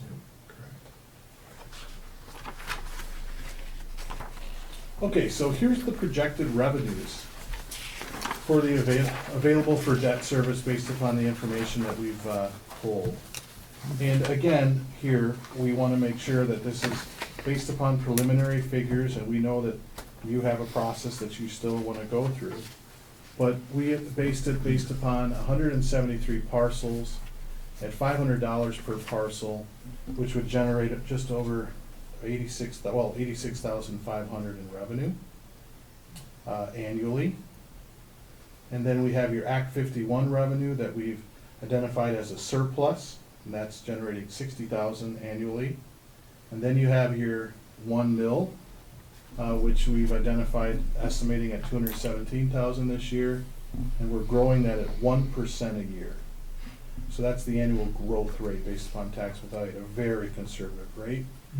And that generates your total revenue ongoing over a 10-year term that you could potentially use as revenue for debt service. Can you go back one slide? Yes, sir. Just for clarification, there's either something wrong with your totals line, or I don't understand what it's totaling. So our calculation should be a totaling of each of those lines here. So we might have missed a... Your total SA revenue line is not carried forward. The grand total of 865,000 Is that what you're looking at, Eric? No, I'm looking at, for instance, the Act 51 revenue has a total of $2.16 million. You're correct, that's not. And there's 1160,000, which is 660,000. Right. So, Yeah, so there's an error because here. these are big numbers, Yes, and sir. we need to make sure they're correct. sir. Yeah. I'll make sure that we correct that. Okay. I'm not sure. It's easy to correct if you know, but it's Yeah. just, yeah. Yeah, I'm pretty sure that this is a combination of these two, and what we didn't do is carry them forward, so I'll make sure that gets updated. Okay. But I'm confident, based upon this total number, that this is the appropriate number as far as total revenues, but we will make sure we get that updated. Thank you. Yes. Brody, these numbers, this money is without the bond. Correct. This is just revenues that, in talking with Bill and Ken, that in looking at some of the minutes of prior meetings, that appear to be potentially available, right? That you could maybe feel comfortable as a council to earmark for debt service Right. payments, whether it be for a SIB loan or for a bond. And this obviously can change, and the way that our model is set up, we can modify these, but these are only the three revenue sources that we believe, and based upon the work that your committee has done and other discussions that we've had, that you would feel comfortable at this point, setting aside, earmarking for debt service. Now, if you do go forward and issue a limited tax general obligation bond through a capital improvement bond, you will be committing your full general fund behind that. So in the event some of these revenues decreased, it would become a first budgetary obligation of your general fund budget. So those revenues too would need to be available to pay for debt service if these didn't generate enough. Do you have that number? Of what the debt service is? What you're projecting what it would be? Yes, that's on the next slide. I can show you some of those scenarios. And part of our model backs into trying to figure out, a surplus and deficit for each of the different scenarios. So, here's our 5 different scenarios that we wanted to run, because as Eric pointed out earlier, we did go for the $2 million loan, but we don't know what we're gonna get.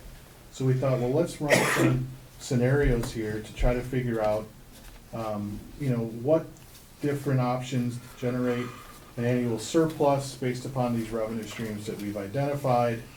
Also take into account the potential of cash that we'd be injecting in phase 1, and knowing that you have a phase 2 down the road too, that you're not, setting yourself up so that you're short for phase 2.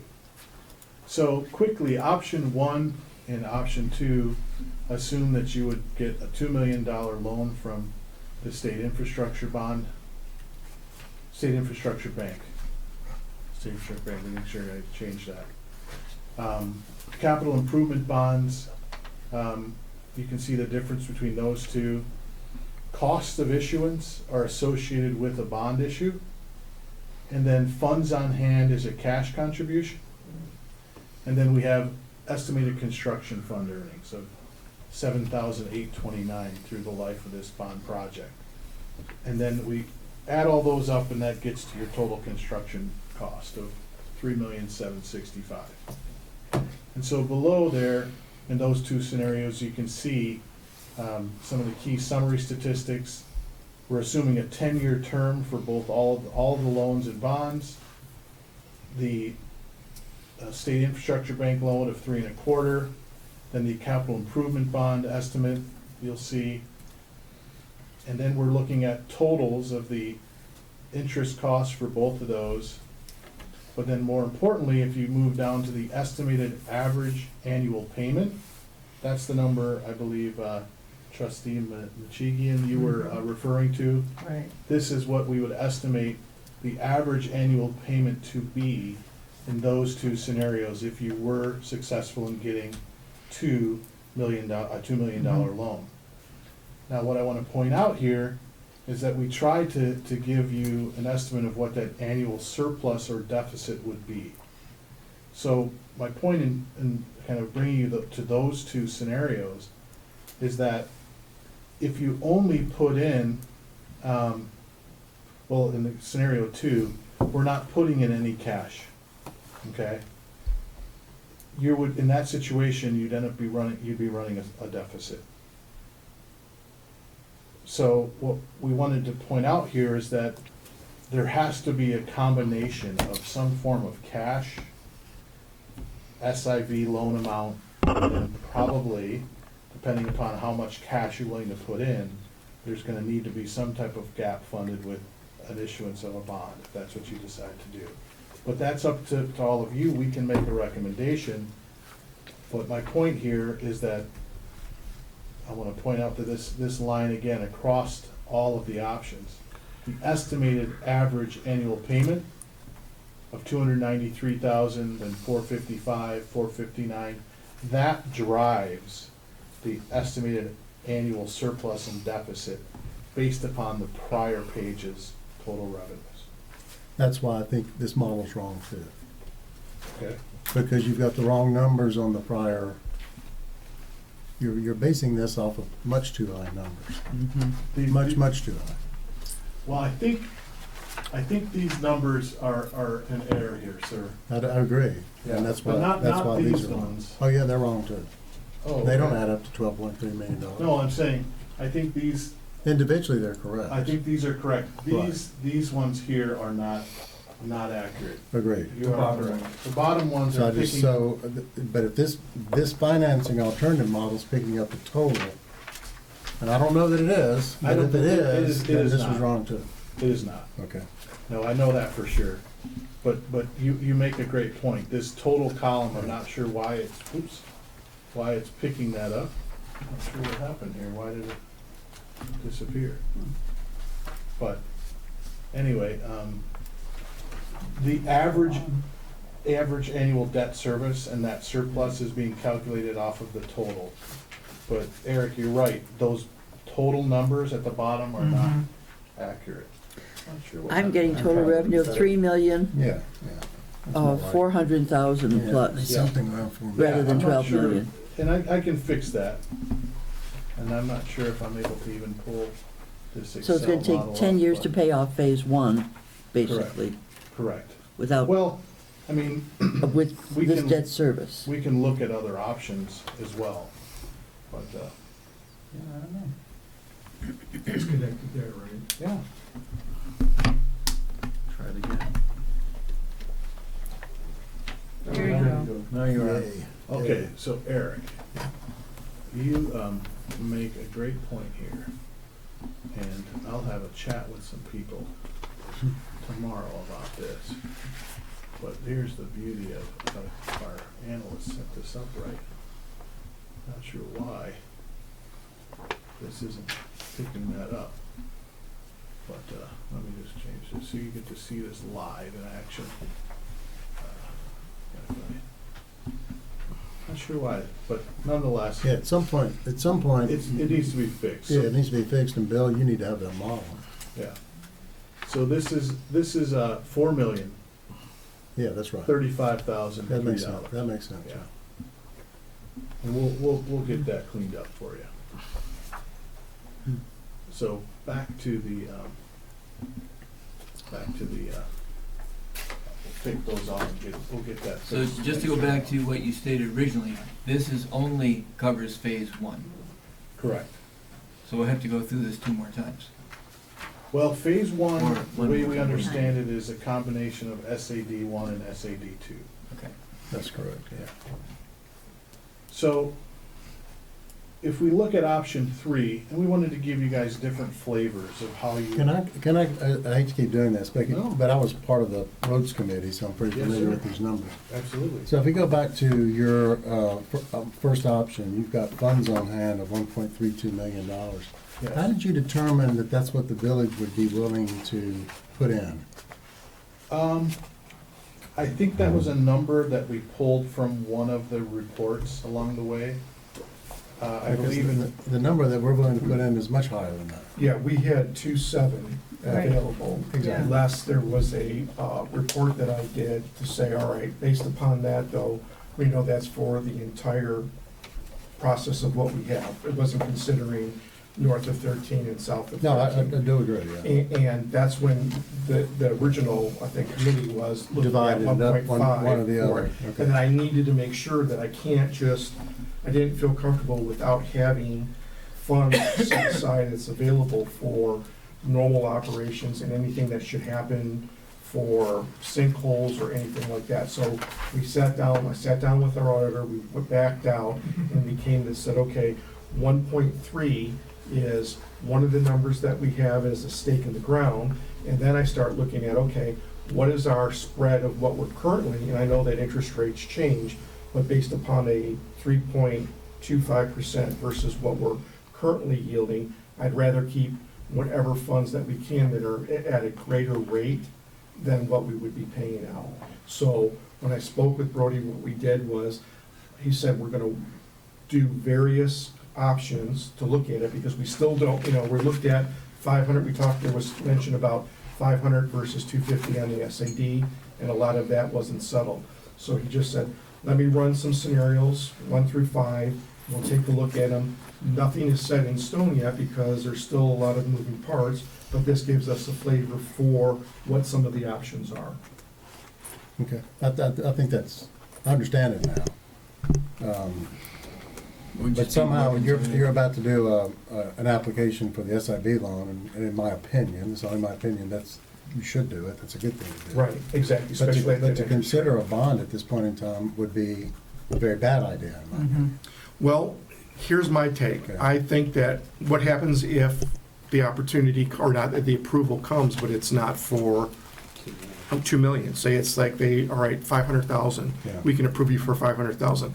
Then we have a gap, and I don't want a gap per se on that gap of not only the funds, but timing in order to provide us to move forward with some other, we have to have 45 days that we have to publish before we can even think about going towards the bond. So I don't want So to wait. you're not gonna do anything on the bond right now? No, but what I didn't want to do was, I didn't want to wait till the decision comes from SIB and then start the 45 days, because that puts us 45 days in arrears when, you know, if we want to start during the construction season, we're going to have to run them concurrently. So there's nothing that we obligated to. Even if SIB comes back and they said you're approved, that doesn't mean that we have to sign. We still have to have signed the documents for the loan, and you all have to approve that. You all have to approve anything with any types of funds going in and out. What I wanted to do was make sure that that stop clock that starts, that timer, we wanted to make sure that I have both Plan A, which is SIB, and the option as a safety valve to go to bond if we had to, if there was a gap that needed to be plugged or filled. You know, have we entertained the thought of only doing the work we can afford to pay for when we have the money to pay for it? Like, Well, what we I- get from the SIB, that's with what we have in our accounts. And maybe it's not all the roads north of 13. I mean, No, that is absolutely an option, and it's, you know, you can scale it back. You can postpone and say, we're not ready to venture off to do any of this until we have more funds built up, or we have different funding sources. Or, like you said, all right, we don't do everything north.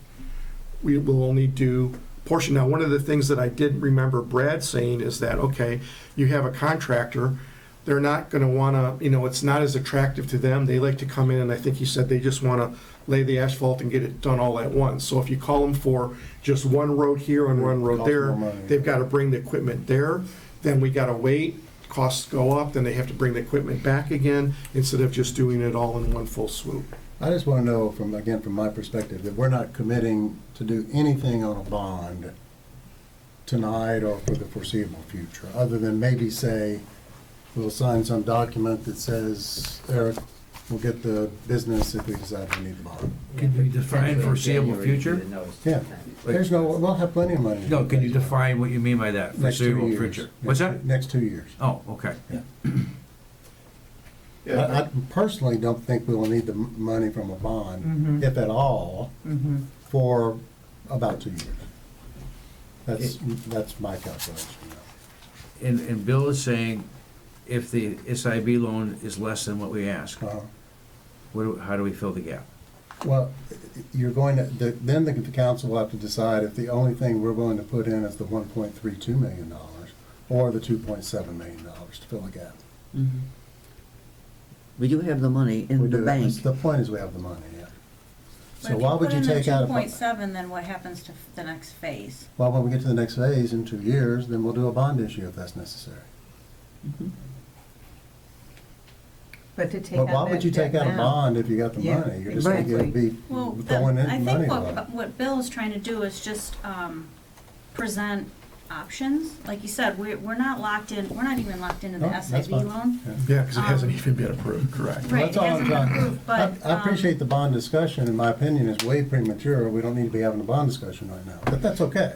That's But my others opinion. might feel like I bond agree. is a good That- idea. That's right. And we also don't No. know about the SAD. I agree. So we have to have public hearings. I mean, we Yeah. might not do an SAD at all. We could, I mean, we might hear from the public during a public hearing, and people might, from the public roads, might feel strong that everybody should be contributing, and we might not. Well, I mean, we don't that's know if you that wanna- yet that's- either. Lisa, the council's already approved this. You're talking about taking it to, you're gonna have to have public hearings, I agree. But are you gonna Right. actually take it to a vote if you hear people that dissent on what you've already agreed to? No, we would have to just borrow more money. Okay. You know, I just, and then- and then we all I want still- to satisfy the discussion from my side is that we're not committing to a bond right now. Right. My understanding Because I'm one vote. is no, we're not committing to an actual bond issuance. Okay. Dirk, I'm sorry, you were. I was just gonna say, if I understand what I read, that nothing, the first action tonight they would approve the engagement letter, so that if indeed you did go down the bond road, you will have tickets to ride lined up.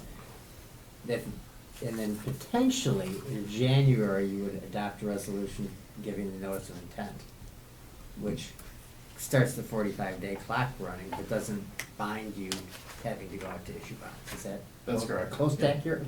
Yeah, and if I may add, If we don't need a bond for 2 years, but we are signing an engagement letter to do bond work, we're committing money that we don't need to commit for 2 years? not necessarily.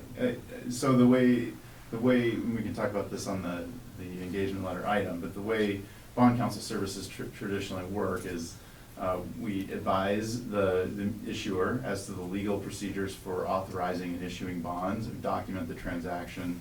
And when the bonds are issued and closed and you've received your money, it's at that time that we present a bill for the agreed upon fee. So that you're not getting monthly statements from us expecting payment in return. That's not how the practice typically works. And to reiterate what Dirk said, nothing tonight is going to commit the village to issuing any bonds in any amount or at all.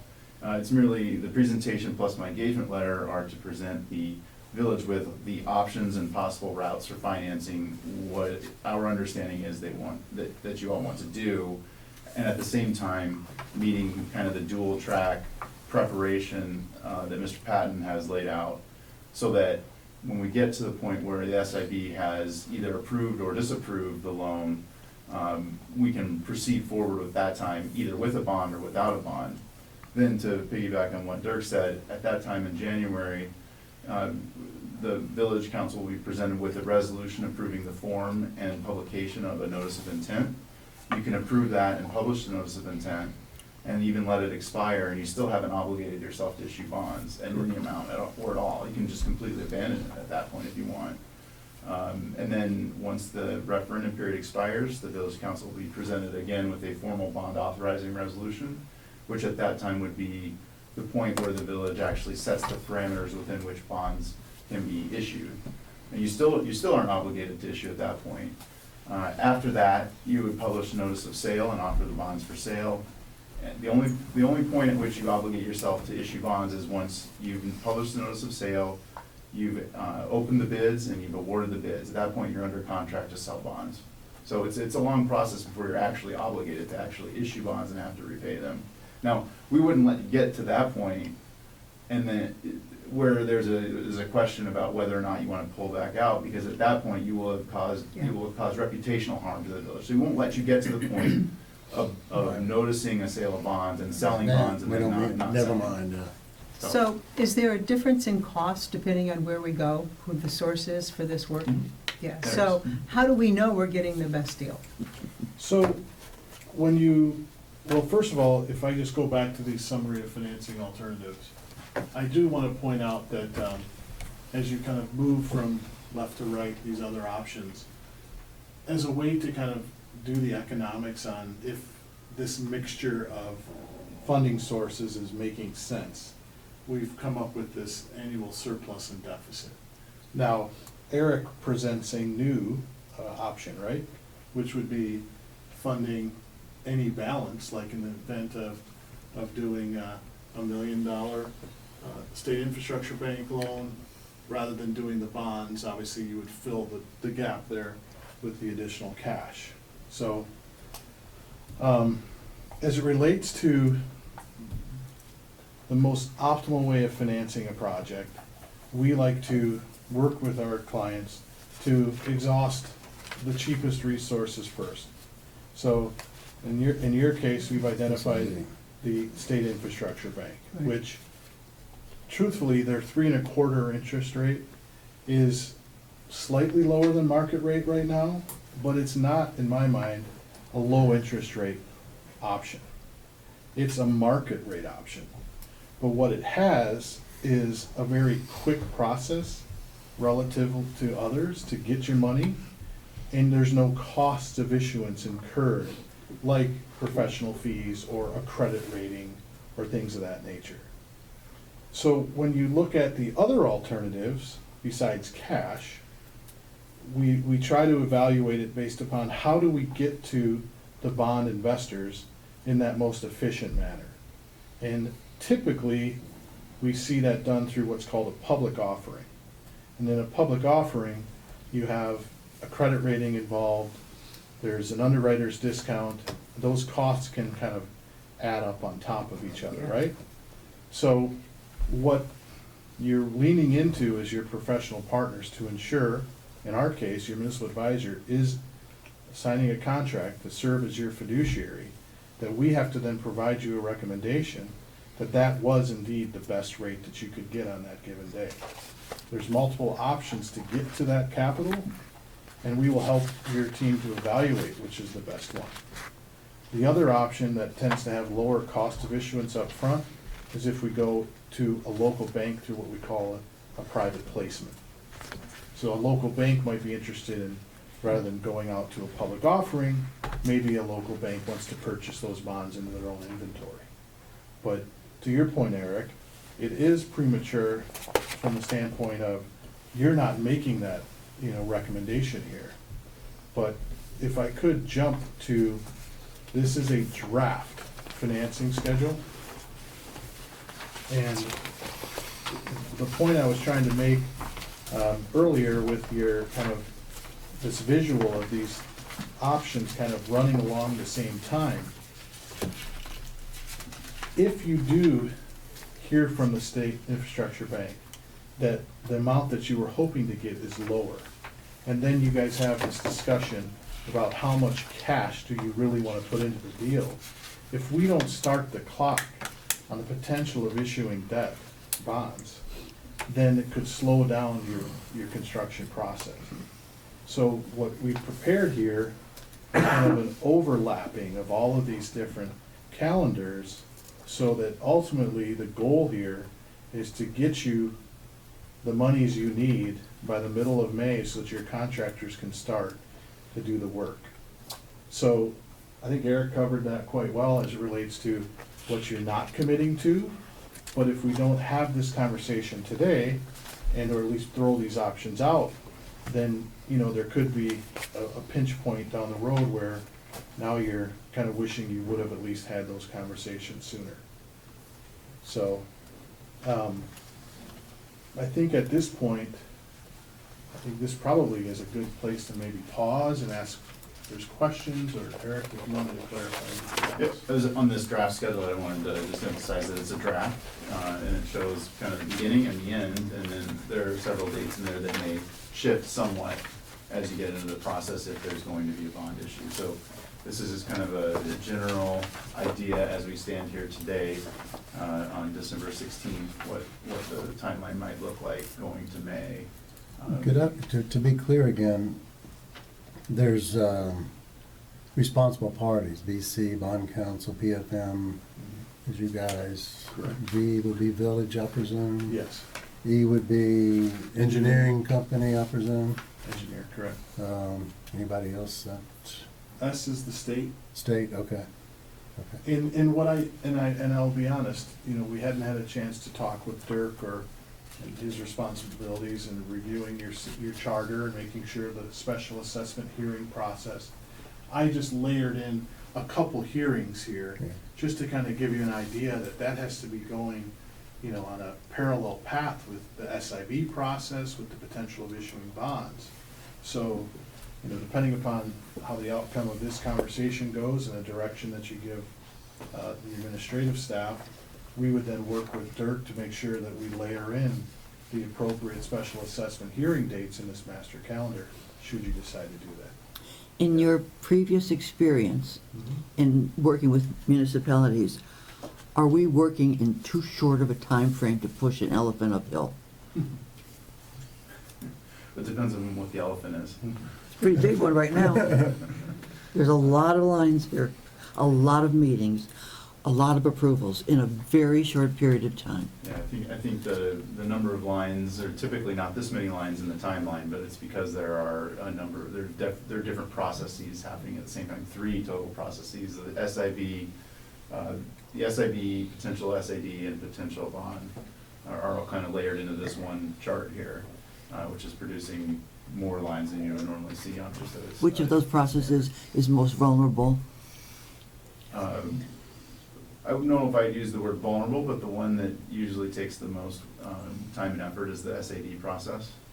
Would you, the SAD, special assessment? The SAD process, not SAD. SAD, the special assessment district process, just because it has statutorily required hearings and notice procedures that have to be met. We don't need that for the first phase, do we? 'Cause we've Yeah, you'll already have to done do it. hearings. Yeah, Yeah, built you in. do. Yeah, you have to. There'll be Oh, 2 hearings. Geez, I thought Yeah. we did that. We didn't have an election. So, tell me, do we have to do, like for bids, for construction, we need 3 bids? Do we need to have 3 proposals for financing? You mean to hire bond counsel? Yeah. No. It's a unique service, so no, the answer is Oh, the source of the bond, who's gonna write, we don't need to make sure that it's, okay. As far as the source of the bond goes, this timeline assumes if bonds were the option that the village wants to pursue, this timeline assumes that the bonds would be sold by competitive process. So there'd be a published notice of sale, bids would be received at an appointed time, and the bidder's lowest true interest cost would be awarded as a matter of state law at that point. So you would have done, so to speak, the procurement process for selling the bonds at that point. So, when I look at the summary of financing alternatives, and I see the cost of issuance, is that what you charge for the bond? That is an estimate of what all of the costs are. So it would be PFM's fee, and they're conservative, so they're likely gonna be higher in this model than what would happen in the real world. PFM's fee, bond counsel fee, a credit rating fee. If we decided to go that route, we would engage either Standard & Poor's, probably Standard & Poor's or Moody's, their fee, any additional treasury fees that you have to pay. And then there's also an underwriter's discount that in a competitive sale or the other alternative where you would hire an investment bank up front, there's fees that they charge you. So that's why the state infrastructure bank loan becomes such a really valuable tool for you to Very look at. attractive. Yeah. Because there's no costs, Yeah. right? Now, we think that we will deliver you a tremendous service, in helping you to find the cheapest capital, the most effective capital. But back to your question on, I think of it as you're bringing in your professional team to help you to access the capital markets, and the role that PFM plays as your municipal advisor in that fiduciary duty. Not only are we gonna help you find the best capital, cheapest capital, but we help you determine what is the best route to get into the bond market. And so typically an issue of your size will be done through a competitive sale process, as Eric said. And we would put it out to bid on a certain date and time, and any bank has the ability to bid on it.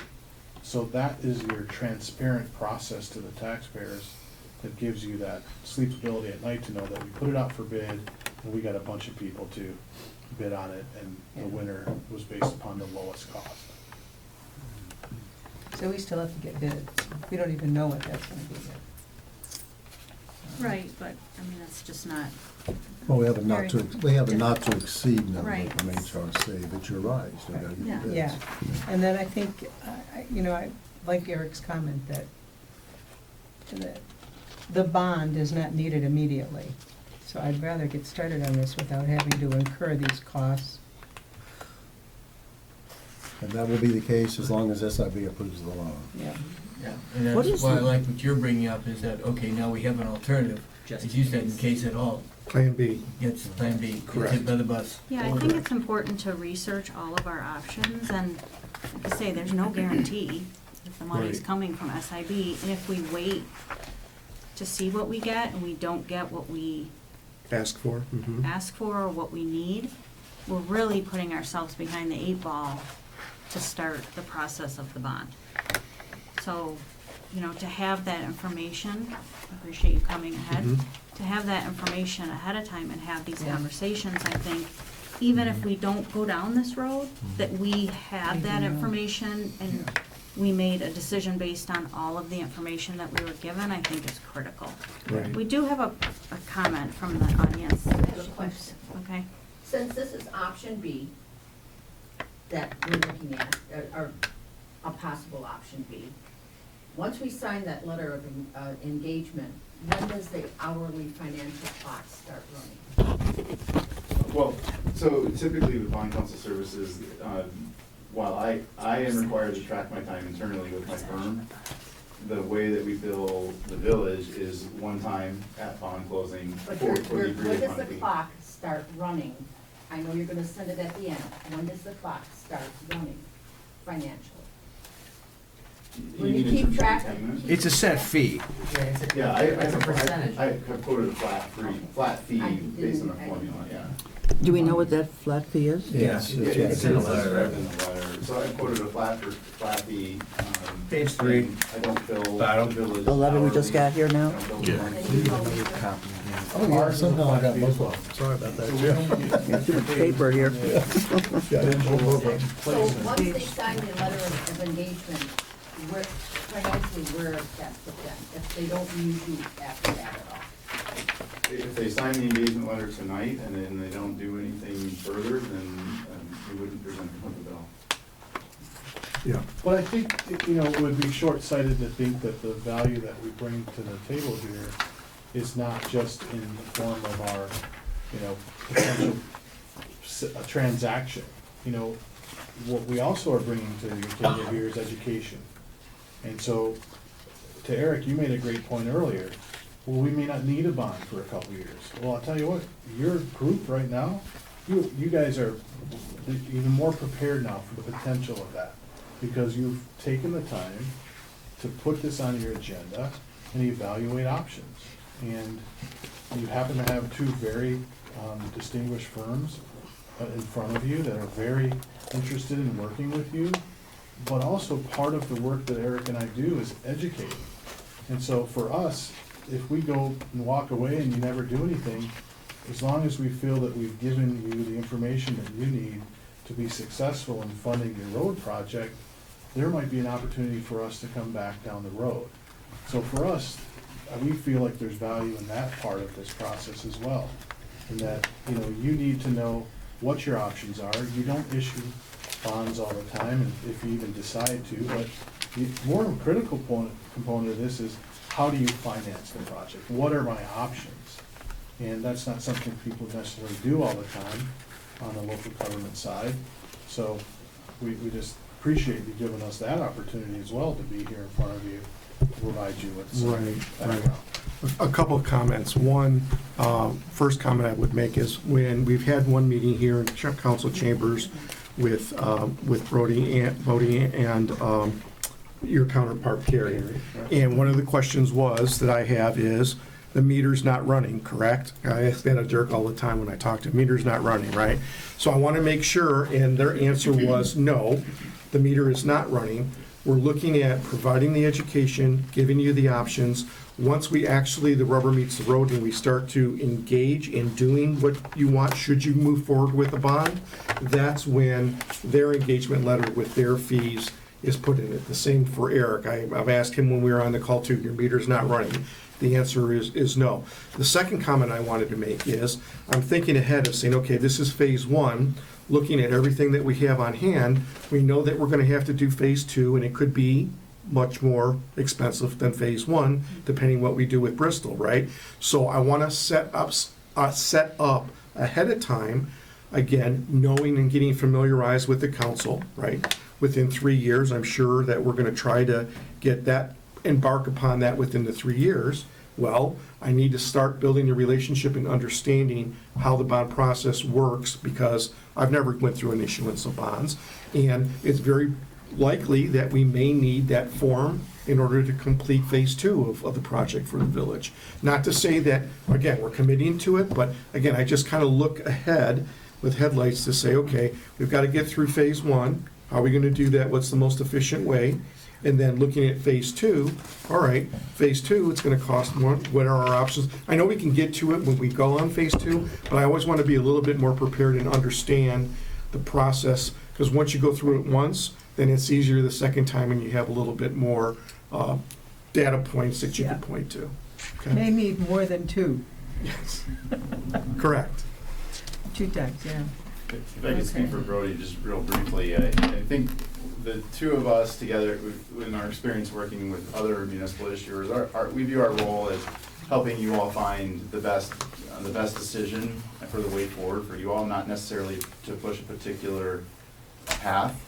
So considering all the financial aspects and the legal options, put that together with what the village's goals are, and then that's how we come up with our recommendations. It's not necessarily to push a particular path forward, it's just so that you all can make the best decision that you're most comfortable with, right, in terms of delivering the project for your residents. So it's not really about a particular solution, just what the facts and circumstances of the legal and the financial and the goals of the village combined to produce.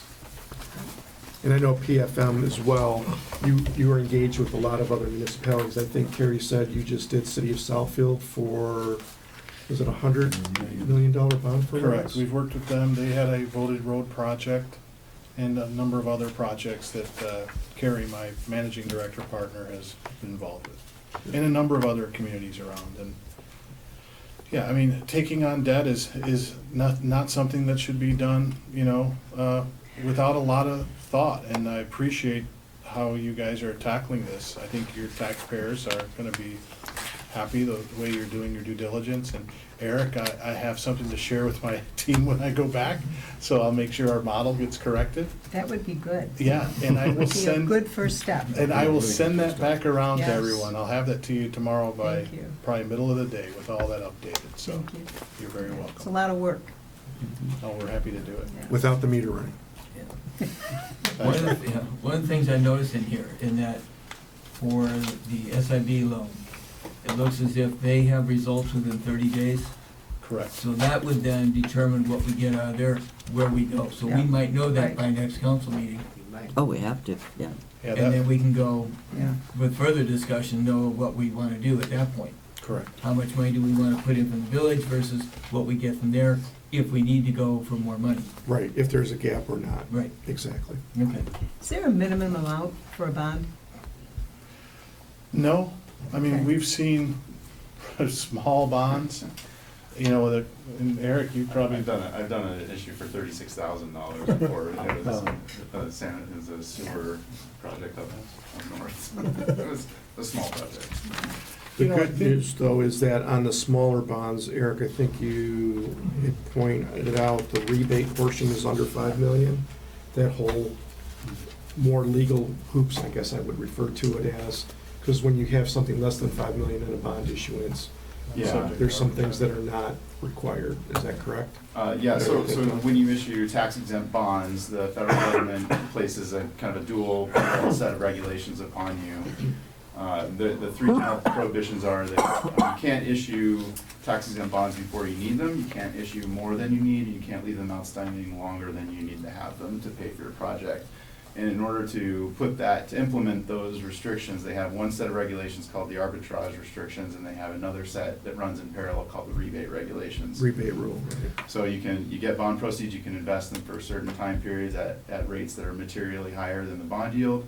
But then if you earn money on that, then the rebate regulations kick in and you have to pay them back to the federal government anyways, unless you qualify for the exceptions in the rebate regulations. Now, if you issue less than $5 million in a calendar year, you typically would qualify for the small issuer exception and you wouldn't have to rebate any excess earnings. Those are all considerations that we have to look forward to once we've gotten to the point of selling bonds. And I'm going to be asking Mr. Patton to sign a non-arbitrage certificate that has all those things in it, and we can go over it at that point. But it's very premature to be talking about arbitrage and rebate this evening, so. So two more questions. So on the SIB loan, is there any prepayment penalty?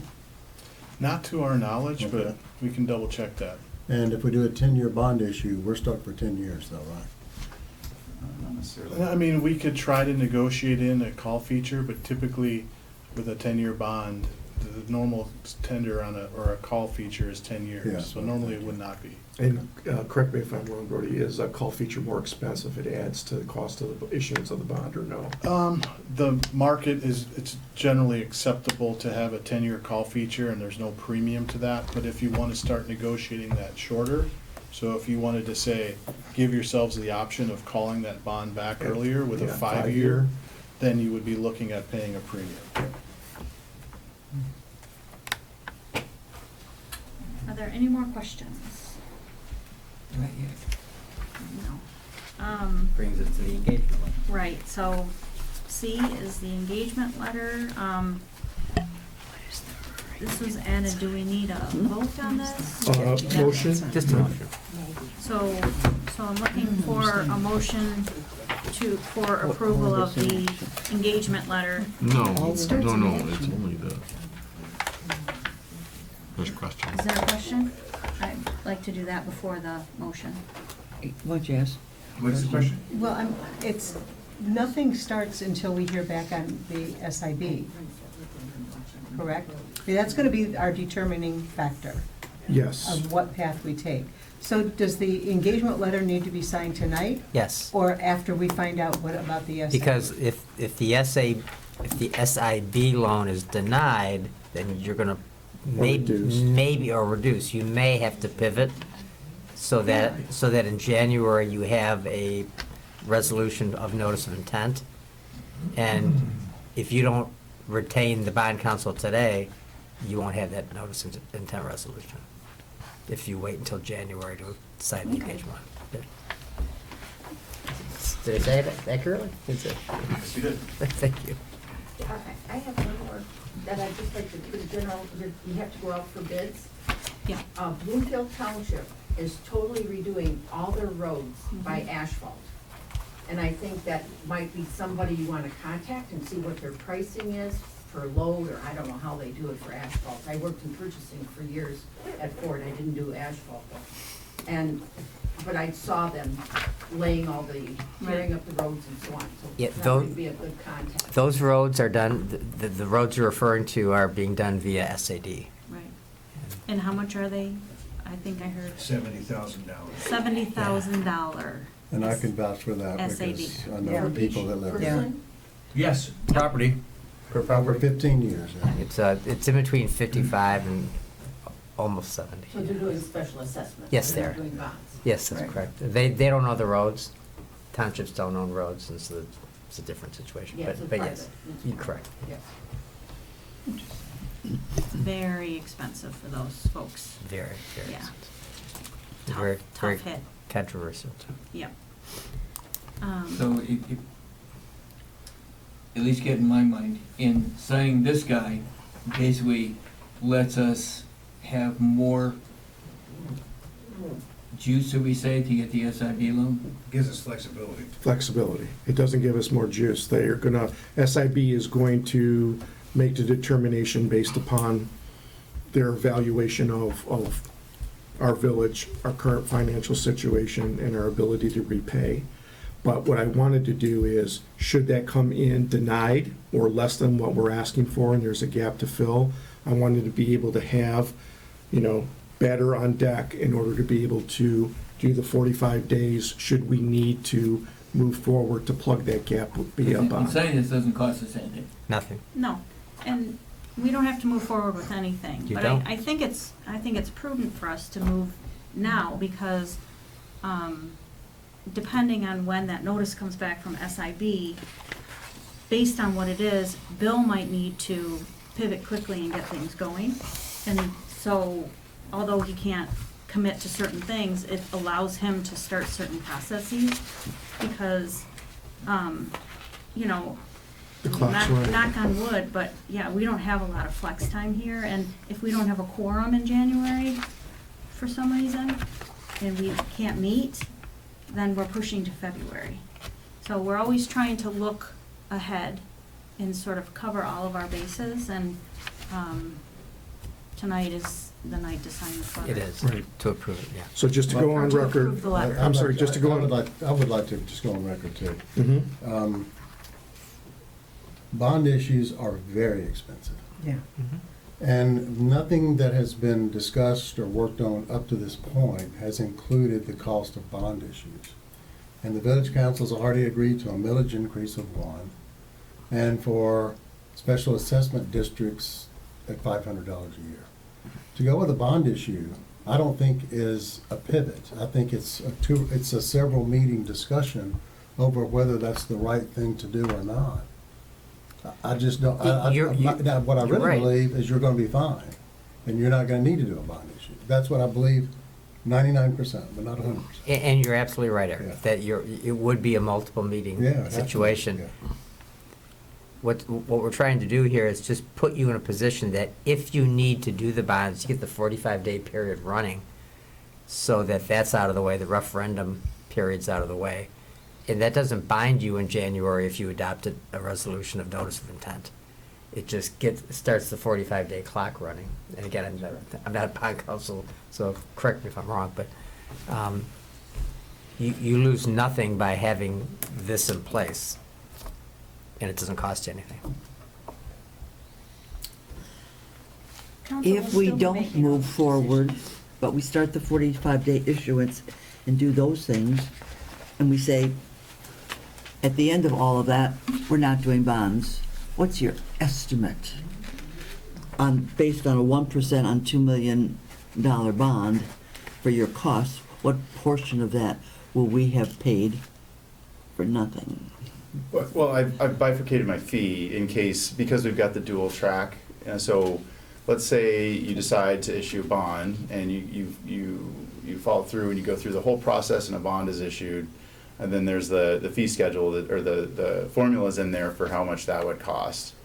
And then if we get started in the process, you adopt a notice of intent resolution, publish a resolution.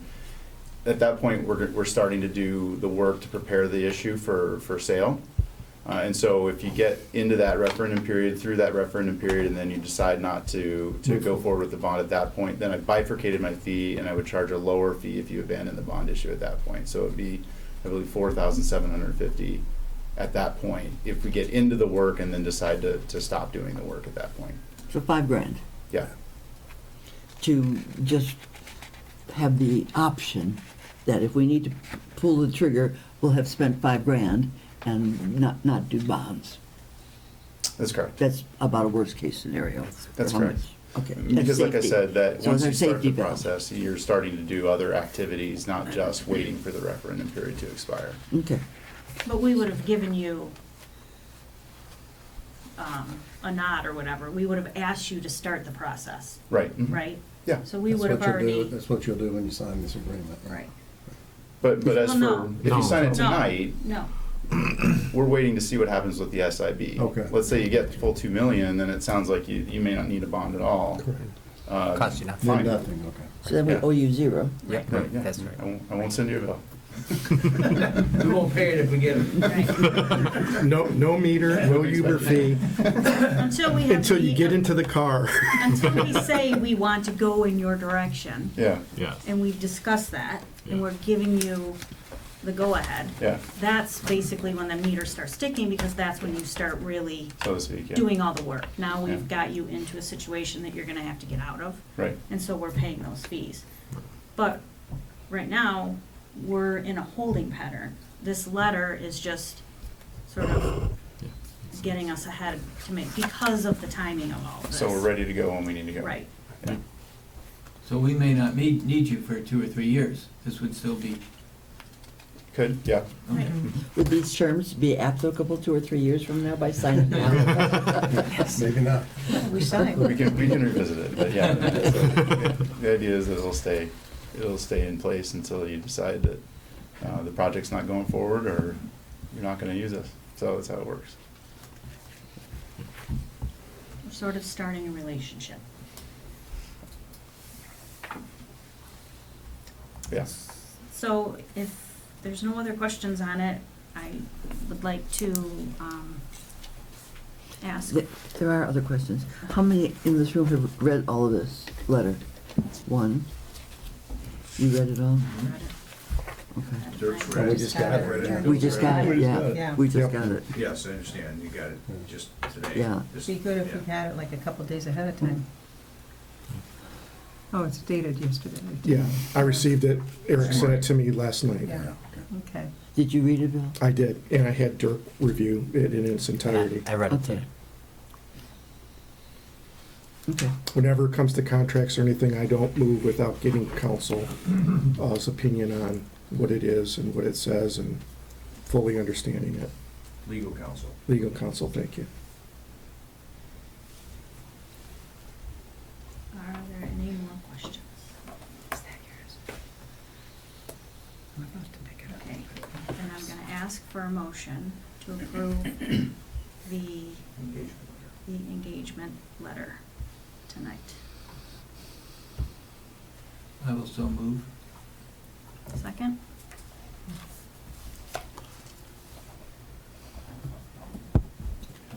I second. All in favor? Aye. Aye. Any opposed? In May. So 4 to 3. What did you say, in May? No, I said no, nay. Oh, I thought you said Aye, in. nay, whatever I'm supposed to say. In May. No. You have to do this again. I Go think, ahead. I think it's 4 to 3. All in favor? Aye. Aye. 1, 2, 3. All opposed? Nay. Jim, you didn't vote. You're not voting. Do I have to vote? Yes. Yes. Well, then I'll vote no. Okay, motion fails. So I would suggest we visit this the next meeting. Yes. I don't know. I don't really know where to go from here, so we'll be in touch. Okay. Thank you anyway. Yep. Thank you for coming. Thank you for all of your time. Absolutely. We appreciate it. We're here for you. Thank you. Next is ongoing business, which is the frontage commercial overlay sign ordinance first reading. Deb, you want to talk to this? Not really much to add to my memo. We discussed this at some length last meeting, and Dirk had worked on a language for the proposed amendments based on our discussion, which are before you today. And if there are any questions, I'm sure Dirk will be happy to answer them. Sure. For you new guys, this is a first reading only. A second reading occurs next month, and that's when you'll be asked to vote. First readings, we hope that you read the documents, and if you have questions or concerns, we can answer them now. And if there's additions or deletions, we can always take care of that too now. Prefer not to go beyond a second reading if we can avoid it. But, so first reading today, no action. Second reading next month, the vote to approve or deny.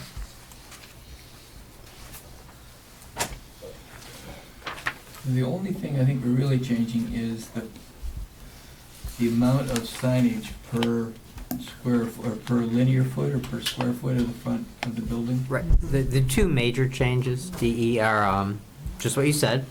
We're mimicking Birmingham, how they deal with these kind of signs, to base the sign frontage, sign area rather, based on the lineal frontage of the principal building.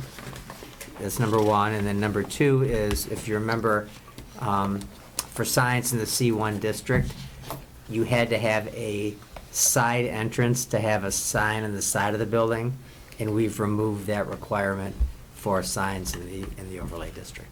So for the example, Rural Thai Restaurant ran into a jam because they didn't have a public entrance on the side of their building, so they couldn't have a side wall sign. This eliminates that requirement. That was the variance that you granted last month. Yeah. And this now would allow someone to not have to ask for a variance. And the lineal frontage language is almost verbatim out of Birmingham's ordinance, except the reference they had to Woodward. We didn't use that, So obviously. that's really the only change we've got going. Only major change, yeah.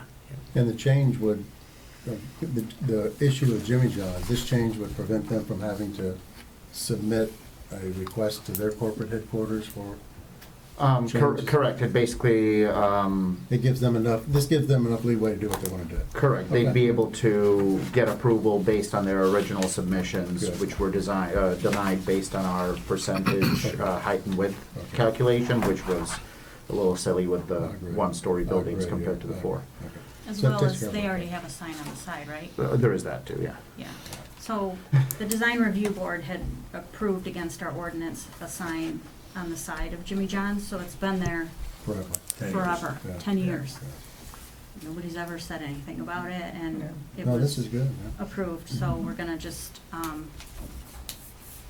they just wanna replace what's there with their updates, so we're gonna update our ordinance to reflect what's already been there and was approved.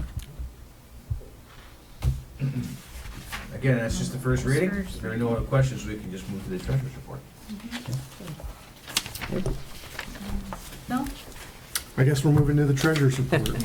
It's a short month, but I have an extra item that's on my agenda that typically, or on your agenda, or on the agenda, that we typically don't, so we'll start with that. In your packet, there's a sample resolution. Every year, council has to review and approve the financial institutions and depositories that we use in order to keep our funds, our tax money, and our various funds into each, which is in the investment report that you see on a monthly basis as well. So for council members that were here last term, they were already familiarized with it. For the new folks, trustees that are on here, we've listed where we don't necessarily have to have the funds deposited, but they're there. They are FDIC insured, or in the case of a credit union, they're through the National Credit Union's insurance policy that they have through the federal government, therefore portion of FDIC. And we just list them and say those are the ones where I'm able to go ahead and deposit funds. So we need a resolution from you all to approve, to say these are the financial institutions, we're fine with them, and that way we run, and we'll see it again December of next year. Right. We add and delete depending upon too, whether or not, like for instance, last year, there was a credit union that was giving a very good rate on a CD. Unfortunately, we couldn't take advantage of that because some of the not recommendations, but are part of our investment policy. I have all financial institutions sign our investment policy, that they're abiding by that as well as Public Act 20. And they just didn't have the staffing because it was a smaller credit union and they just couldn't commit the time for it. So it was on there, but it did, we get them approved, but they just couldn't follow through with being able to actually issue the CD. But these are the ones that are within the sample resolution you have in your packet. So are we ready for a motion? I have a question. Yes, sir. Right now, we have not to exceed $600,000 per depository. Correct. If we get this SIB money, and we don't use immediately, could we invest that? At that point, then we would need to increase the 600 if we wanted to be in a particular institution. We can do two things. The first thing is that we could increase that amount of money from 600,000 up. The second thing we can do is use the insured cash sweep that we have through Huntington Bank. That puts it within 250,000, actually less, they do 247, within other financial institutions that are fully insured, and we would maintain that we're still under the $600,000 per institution. Because we get that money in, we're gonna have to put it someplace. Yes, Okay. absolutely, because I want to, again, as I've said in the past, I want to maximize as much income interest as possible. Would we need a motion then to increase the 600,000 if we want to, or can we do that at that? We can do it at another point in time. Okay. Yep. Yep, it doesn't have to be done annually, it has to be done at a minimum annually, but if there's a change that we need to do prior to December of next year, I will do another sample resolution, and you guys will review it and either approve it or not approve it. Okay. Then I move we approve. This is a Wait a second, resolution? wait a second. Ken, did you have something to say? Just that it's a resolution. Right, right, And that I'm means ask- it's a roll call. Right, I'm asking for a resolution. So you would move To to adopt the approve. resolution. Right, move to adopt the resolution to approve the depositories as presented.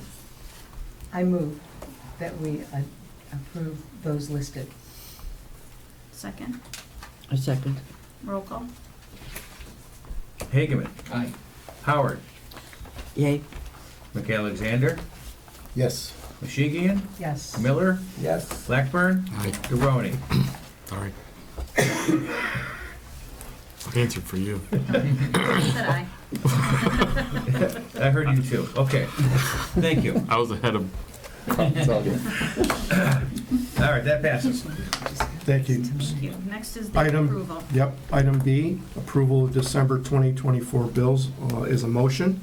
In your packet as well, there's check disbursements from November 26, 2024 through today, December 16, 2024, from the general fund in the amount of $162. I'm sorry, $182,772.81. Disbursement from the gas and weight fund for the same dates, November 26, 2024 through today, December 16, 2024, in the amount of $2,105 for a total of $184,877.81. Any questions regarding the bills? I will point out one thing. There was a typo. It was I think my keyboard, the two keys struck for the $2,105. Under the description, it was Johnson Landscaping. It was lawn cutting, tree removal, and it says toad salting. Yeah. Now, although the village has toads, I don't think that Johnson Landscaping salted them. No. He salted the Hopefully roads not. versus the toads. Yes. I have a toad-chasing dog. Is there I a know motion that. to approve the December 2024 bills? I make a motion to approve the December bills. And I will second. Any discussion? All in favor? Aye. Any opposed? Motion passes. Next is the accept the financial statements for November 2024. Bill? Yes, and it is also, thank you, it's also a motion. Two sets as it is on monthly. You have the profit and loss budget to actual through November of 2024. Again, every time I pull it, I look at it. We are right in line. We are 5 months into the fiscal year, 42%.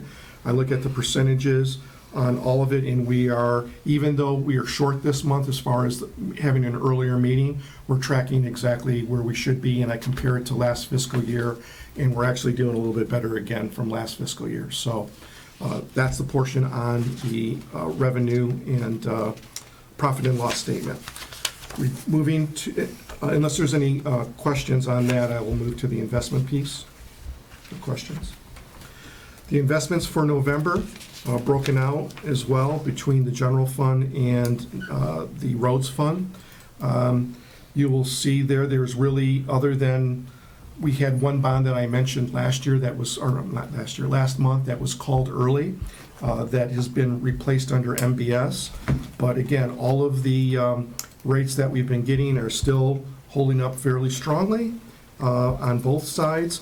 I will mention, since Trustee Hageman asked the question about 600,000, you'll notice under the Michigan class pool, under the general fund, which is the third line down, there's $600,819. The reason for that is the interest post on the last day of November.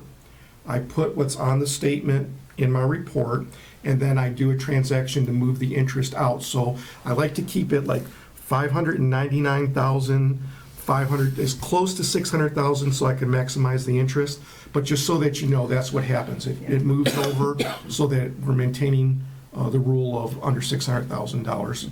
And of course, under the Huntington portion, I went through and explained on the insured cash sweeps that each one of those individual financial institutions or banks underneath the insured cash sweep is under the 600,000. It's actually under the 250, so we're fully insured on that. Any questions regarding the investments for either general or roads fund? Is there a motion to accept the financial statements for November of 2024? So moved. I will second that. Any discussion? All in favor? Aye. Any opposed? Motion passes. Thank you. Thank you. Next, we will go around the table for trustee comments. Trustee Miller? No comments. No comment. I would like to announce a sad piece of news that a member of our Bingham Farms passed away yesterday. His name was Peter Shagna. He lived in several locations here in Bingham Farms, and he had a stroke on Saturday night, and he died 24 hours later. Was he So- living here? He was living in Outland Trail, and he was our president, our HOA president for a good number of years at Outland Trail. Sorry to hear So- that. Is he the guy who was a runner? Oh, no, that was, he didn't live in Bingham Farms. What was his name? I thought his name was Pete. Pete, you're right, Pete something, yeah. Okay. We've been That's looking, we kind of thought maybe he passed away too. I'm sorry to hear that. Oh, yeah, that's a shame. Yeah. Any comments? No. Comments? I have none.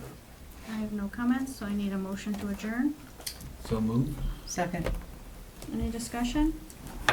All in favor? Aye. Any opposed? Motion passes. Meeting adjourned at 9:31.